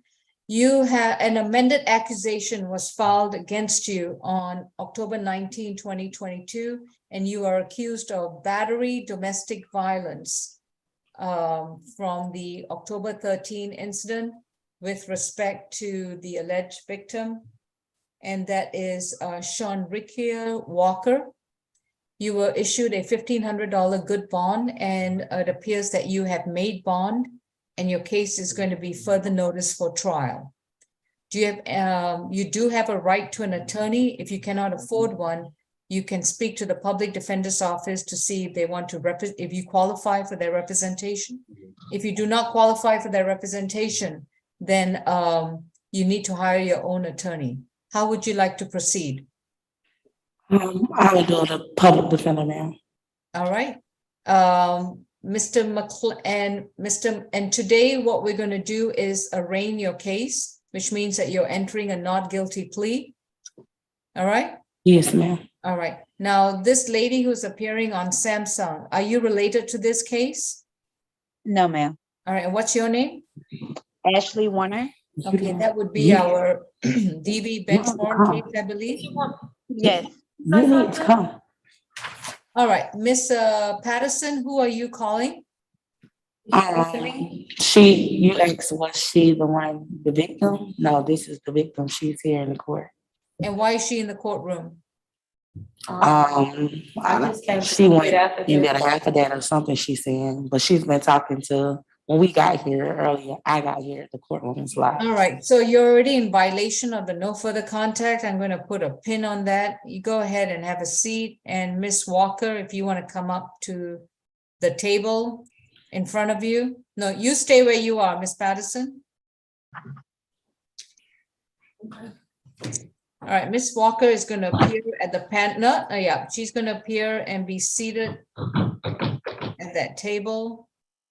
Have a seat at the other table. I'm sorry, because then you're better on the Zoom. Okay, good. Miss Walker, just do a testing 1, 2, 3. Oh. Can you talk into that mic? 1, 2, 3. All right. Did we lose her? I'm here. Okay. Can you hear her, Jess? I can, but I don't know why I lost the screen on the other one. Ms. Walker, I do apologize, but because of the Zoom technology, you need to move back to the other table next to you. I don't see you on screen. Oh, Your Honor? Yeah. Is she sitting, let me go to gallery view. Is Okay, she yeah. sitting at the She's table? she's got the red jacket, red shirt on. Okay, at that table, Your Honor, if the entire monitor is simply rotated 180 degrees, it'll No. work out fine. Don't worry about it. Miss Walker, you can put your bag on the table. Please raise your right hand. Do you solemnly swear and affirm the testimony provided will be the truth to the best of your knowledge? Yes. Yeah, I've got the picture of this individual on my large screen so I can see her quite clearly. Miss, and could you please identify yourself? I'm Shaniqua Walker. And Miss Walker, you do realize that Miss Patterson has a no further contact order against her. No, I didn't, no. And you do realize that she is required to stay 200 yards away from you.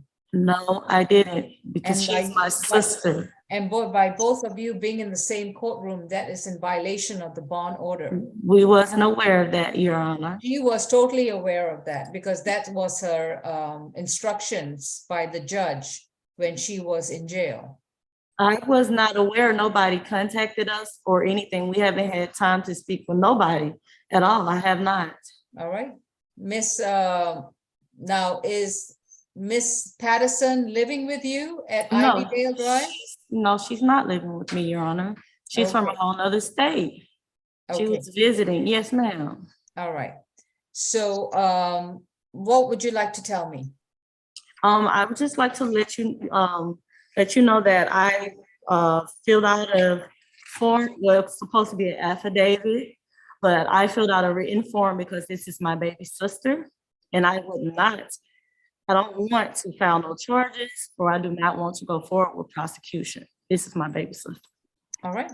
Now, the decision to prosecute the case is not with you. It's with the prosecutor. Yes, ma'am. Once these family violence cases come out of your home and into a courthouse, the decision to prosecute is taken out of your hands and is placed in the hands of the prosecutor for Fulton County. Yes, ma'am. All right. So I would recommend that you speak to the Victim Advocates Division. Yes, ma'am. I did this morning. Yes, All ma'am. right. All right. Good. Okay. Miss Sitole or Miss Sowry, if y'all have any comment about this case. Oh, Miss McCutcheon.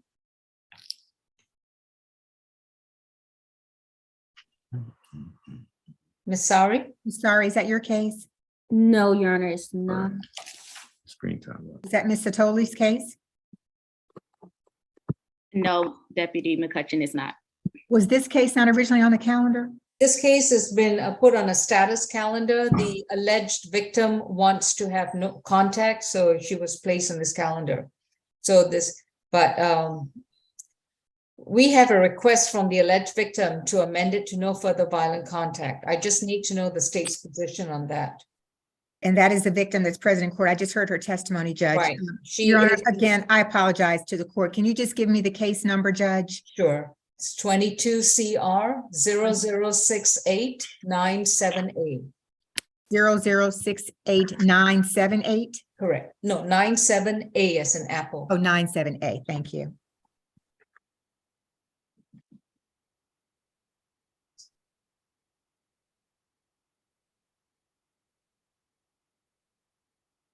I just want to review the charges against Ms. Markelia Patterson. And I did hear Ms. Shaniqua Walker. I did hear her testimony, Judge. I just want to look very quickly at the criminal history. If the victim is there and she is saying that she wants no contact.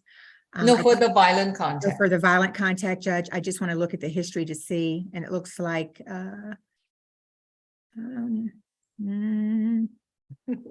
like that expression, Ms. McCutcheon. Judge, and you know, Judge, I went over to another screen, so I could not tell what my face looked like.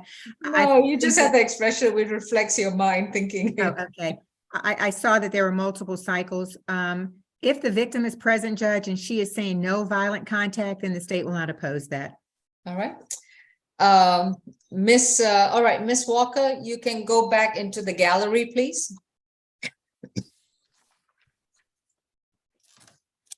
Thank you. Ms. And Judge, Patterson? I'm sorry, Your Honor, respectfully, that's with all the current conditions other than the contact remaining in place. Yes, you're absolutely right. Okay, Ms. Patterson, if you can come back to the podium. Yes, ma'am. All right. I understand you're out of state, but please understand that this is still an active criminal case against you. It will be Yeah. up to the Solicitor General's office to decide how they're going to move forward with this matter. Yes, ma'am. I will issue an order amending the bond to no further violent contact with Sean Riqua Walker, which means that you can have physical and verbal, you cannot, let me repeat that. You cannot have any physical or verbal altercations with Ms. Walker. Do you understand? Yes, ma'am. You can return to 2282 Ivy Dale Drive, but you got to make sure that there are no altercations. Otherwise, you will be arrested again, and your next bond will be $3,000. Yes, ma'am. No All right. worries. Now, if you want to speak to the public defender's office, their offices are actually in the same building where you are at. Mr. McLean, where should she go to speak to the public defender's office? 40-6. Oh, Your Mr. Honor, Jordan, I Mr. think Jordan that, will direct her. Mr. Jordan's in the courtroom and he will direct her. Thank you. okay. All right. Ms. Patterson, I highly recommend that you accept Mr. Jordan's directions, go speak to the public defender's office to see if you qualify for their representation. If you do not, it will be highly recommended that you hire one. Also, while you're in the courthouse, you might as well take care of some housekeeping matters. You should go to the clerk's office and confirm your mailing address so that you don't miss out on any future summons to come back to court. Do you have any questions? Ms. Patterson? Is muted, Michael. Mr. Jordan, Oh, sorry, Jeff. Is it a court date that I need to appear back? oh, yes, this is an active criminal case. Right. Okay, Right. so I am going to, well, you don't have an attorney. You had an attorney at first appearance. Mr. McLean, you're the only PD right now, so. Right. I was going to say 100 Peachtree Street is where I'm physically in the office right now, and we'd be glad to talk to her here. I can come down to the courthouse in about a half an hour. Well, I have an emergency with my child, so I'm having to go. I'm not staying in the state of Georgia right now due to this case. They didn't want me around, so I went back to Florida. And my kids are there. Do you have a good email? Yes, sir, I do. Your Honor, we can get the form to her by email and stay in touch with her by phone. If she will leave with court personnel a good phone number and a good email, we'll get that. Yes, Mr. Jordan, can you email or put in the chat Miss Patterson's email to Mr. McLean? Miss Patterson, I will arraign your case. You will need to get in touch with the attorney ASAP as soon as you resolve the emergency.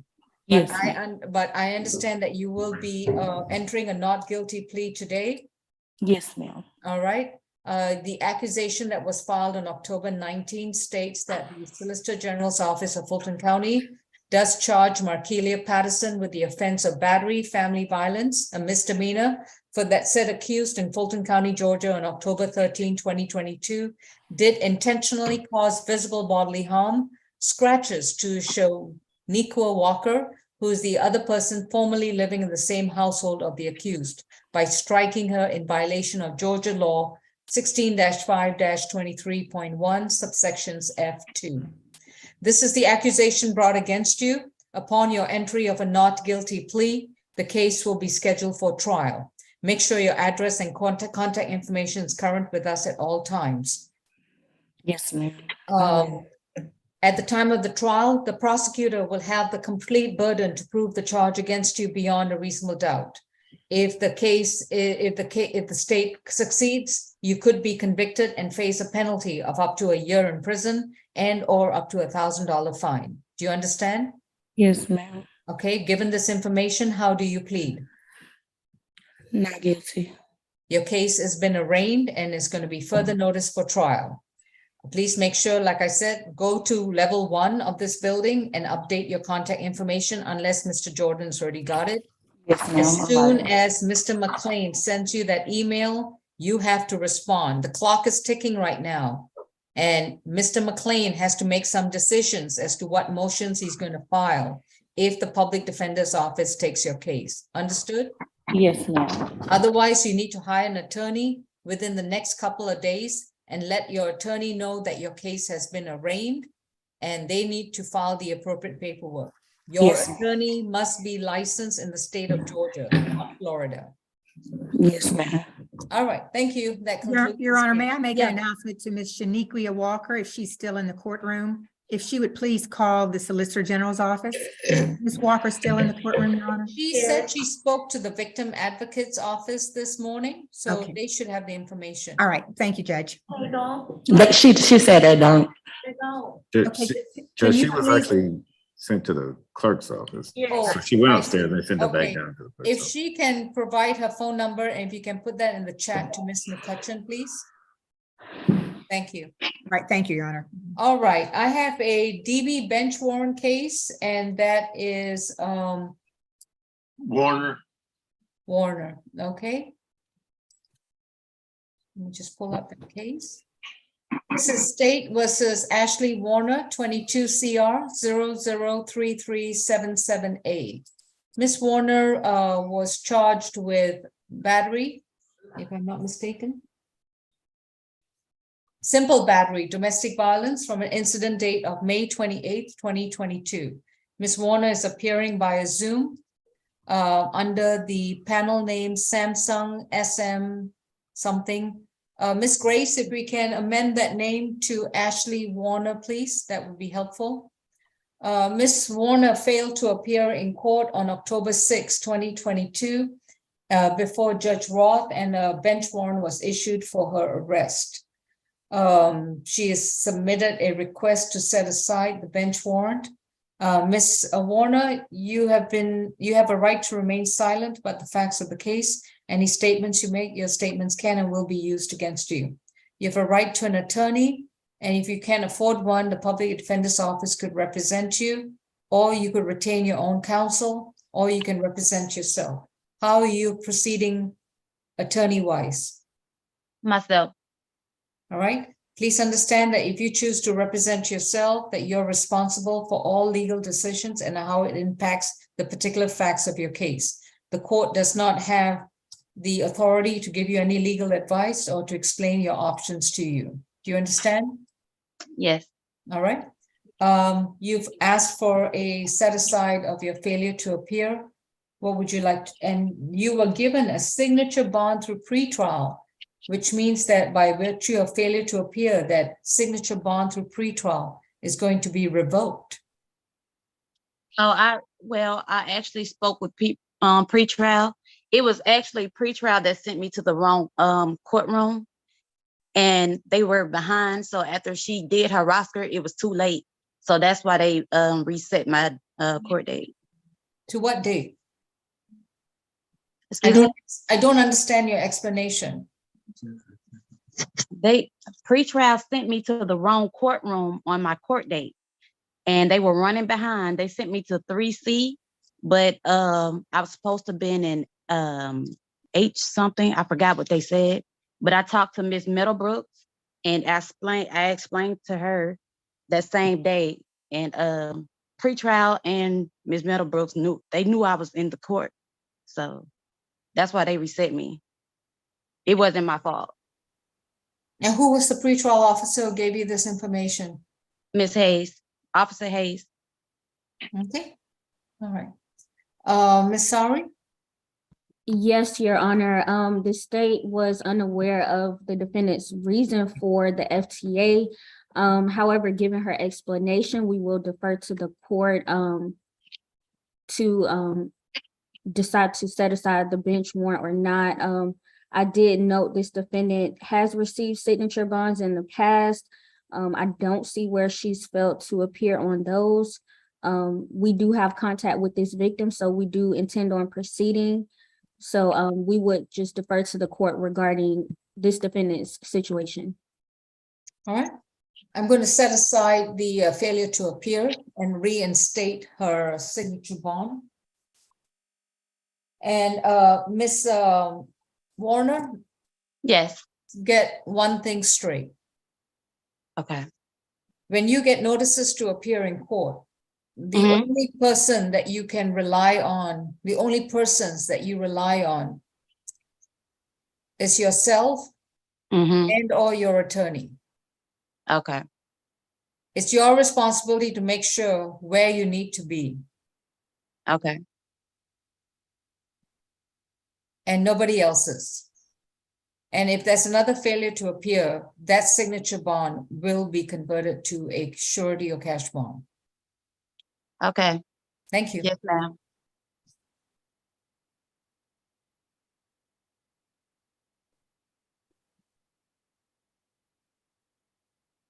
All right. Is there any other cases I need to address other than my competency calendar? All right, Mr. Howard, Mr. Walker, or who is handling? Michelle McCutcheon, Judge, on behalf of Right, the Ms. state. McCutcheon, okay. And Mr. Mondelli, are you here for the competency calendar as well? Yes, Judge, good afternoon. Good afternoon. Who do I have on the jail court iPhone? This is Thornton. Position 17. All right. Miss Grace, can you put the jail court iPhone in a breakout with me, Miss McCutcheon, Mr. Derek Howard? Mr. Derek Howard, are you available?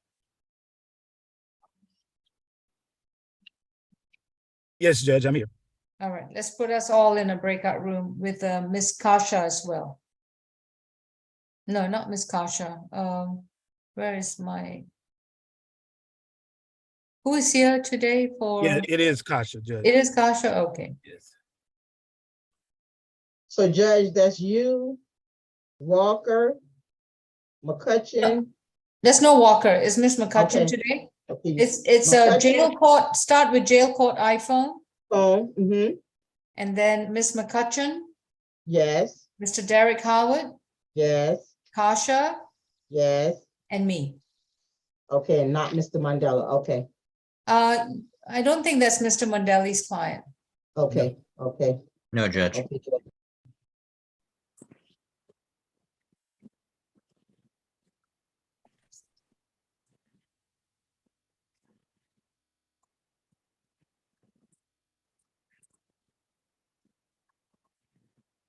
Courtroom 2, is that a competency case?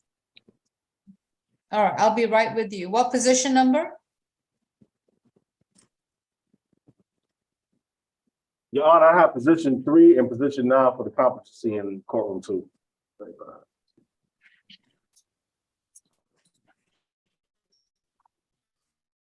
go. Do you want to speak to someone else or should I end the call? Is there someone else should I speak to this Cam? She wants to bring out. Yeah. Is there anyone else need to speak to Miss Cam? I don't know.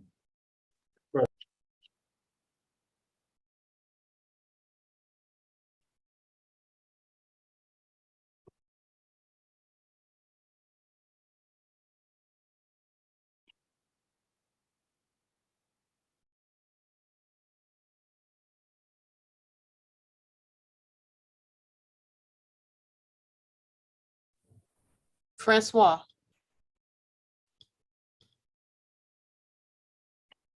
That's not Francois, is it? Nope. Is that, this is Miss Thomas. Are they done? Because I just walked back in here. Mhm, hold on. Are they done? You know if they done with SAP? No, you still working on SAP calendar, right? Yeah, this is what this is the competency now. They just started with the competency. Okay, so this is gonna be first competency. Okay. So, but SAP is done though. I'm for as, because I don't sit through conferences. So I'm just saying for the jail calendar. I don't know. I just walked back in because looking at the time, realizing staff needs to start on misdemeanor, we're still kind of, we're behind schedule. Okay. All righty. Yeah, Judge Law went to the breakout room, so my message didn't go through to her, I just put it through to the host. Okay. Thank you. Thank you. Ms. McLean, do y'all have any more pleas for today? Ms. McLean? Ms. Helen? Anybody? I do not. Okay. Ms. Thomas, you still there? Yes, I'm here. I don't think we have any more pleas left. Okay, good. Thank you. Have a good one. All right.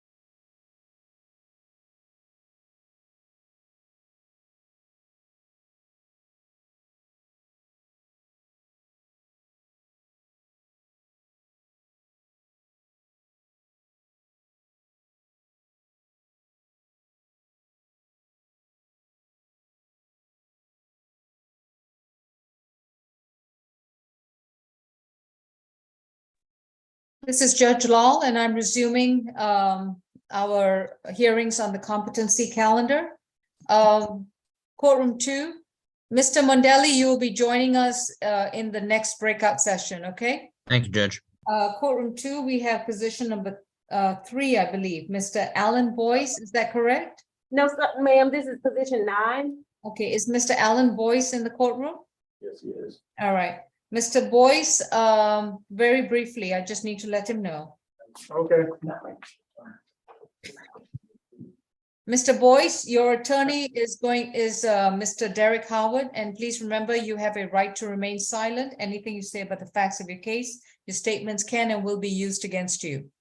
Your attorney, Mr. Derek Howard, is going to submit an order for release where you will be picked up from the jail facility and be released to another facility for placement and housing. Do you understand?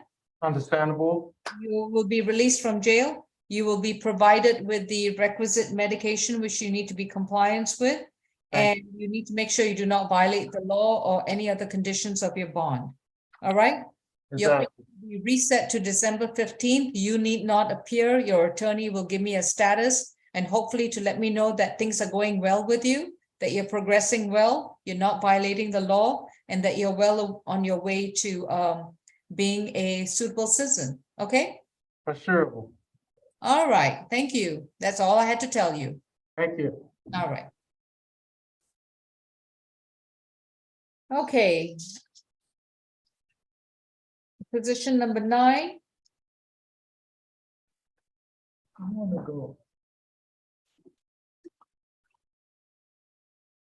What's your name, sir? John Gray, the second, ma'am. All right. Mr. John Lee Gray is case number 22 CR 007-058F, accused of criminal trespass on October 18th, 2022. Mr. Derek Howard, is this a case you recommend we hold in open court, or do we do that in a breakout? I'm sorry, you're on mute? We can do that in a breakout, Judge. Okay, Miss Grace, I'm going to ask you to start juggling us back into the breakout room, but this time include courtroom 2 and Mr. Thomas Mondelli, there he is, Attorney Thomas Mondelli. Mr. Mondelli's, this is not his case, Judge. You just want him for I want him there because we're going to do his case next. do his case? Okay, all right.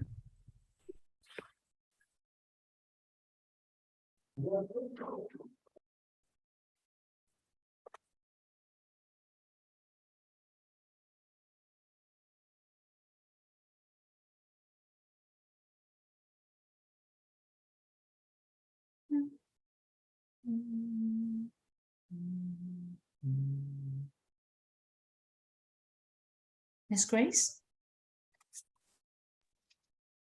Okay, Judge, that's, once again. Courtroom 2, Uh-huh, myself, yes. Mr. Derek Howard, Miss McCutcheon, Attorney Thomas Mondelli, and counsel. Okay, will do.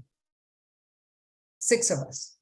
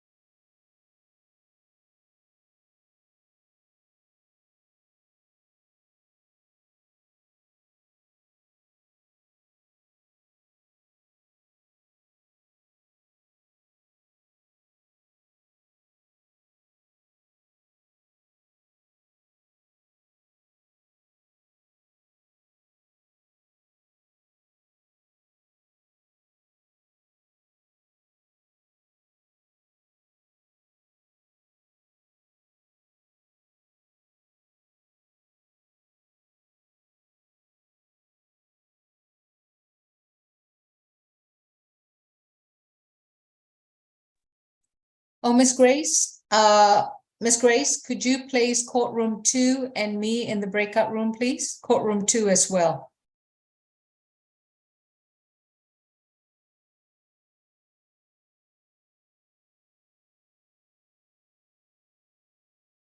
Okay, Judge. Courtroom 2, you will see a message on your screen to join a breakout room.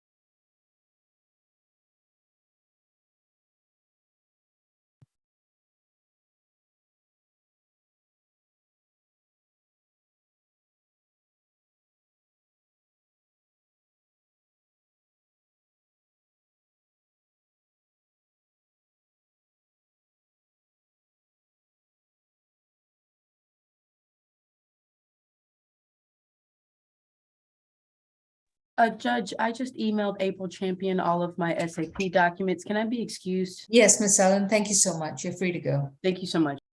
Judge, hold on one second. We're gonna clear everybody out the room and re-sign the rooms for everybody to get in. Give us a second. Oh, This is Miss Katrina speaking. I'm sorry. okay. Can I be excused, Judge? Oh, yes, Miss Harrison, thank you. Thank you so much. Yeah, any attorneys, Mr. McLean, if you don't have anything on the competency calendar, y'all are free to go. Victim advocates free to go.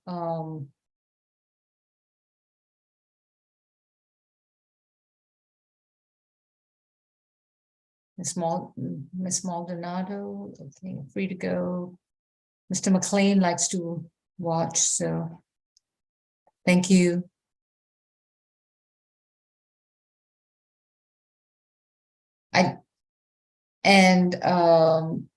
I guess we're going to stop the live stream and the recording, please.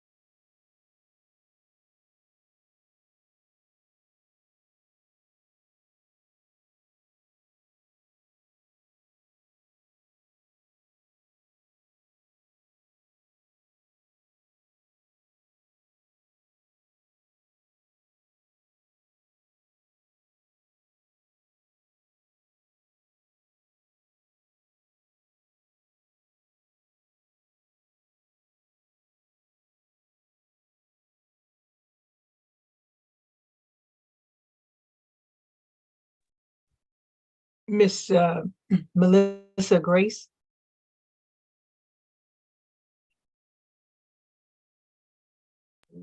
Yes, I'm to just stay on standby at this this is point? the court reporter. Yes.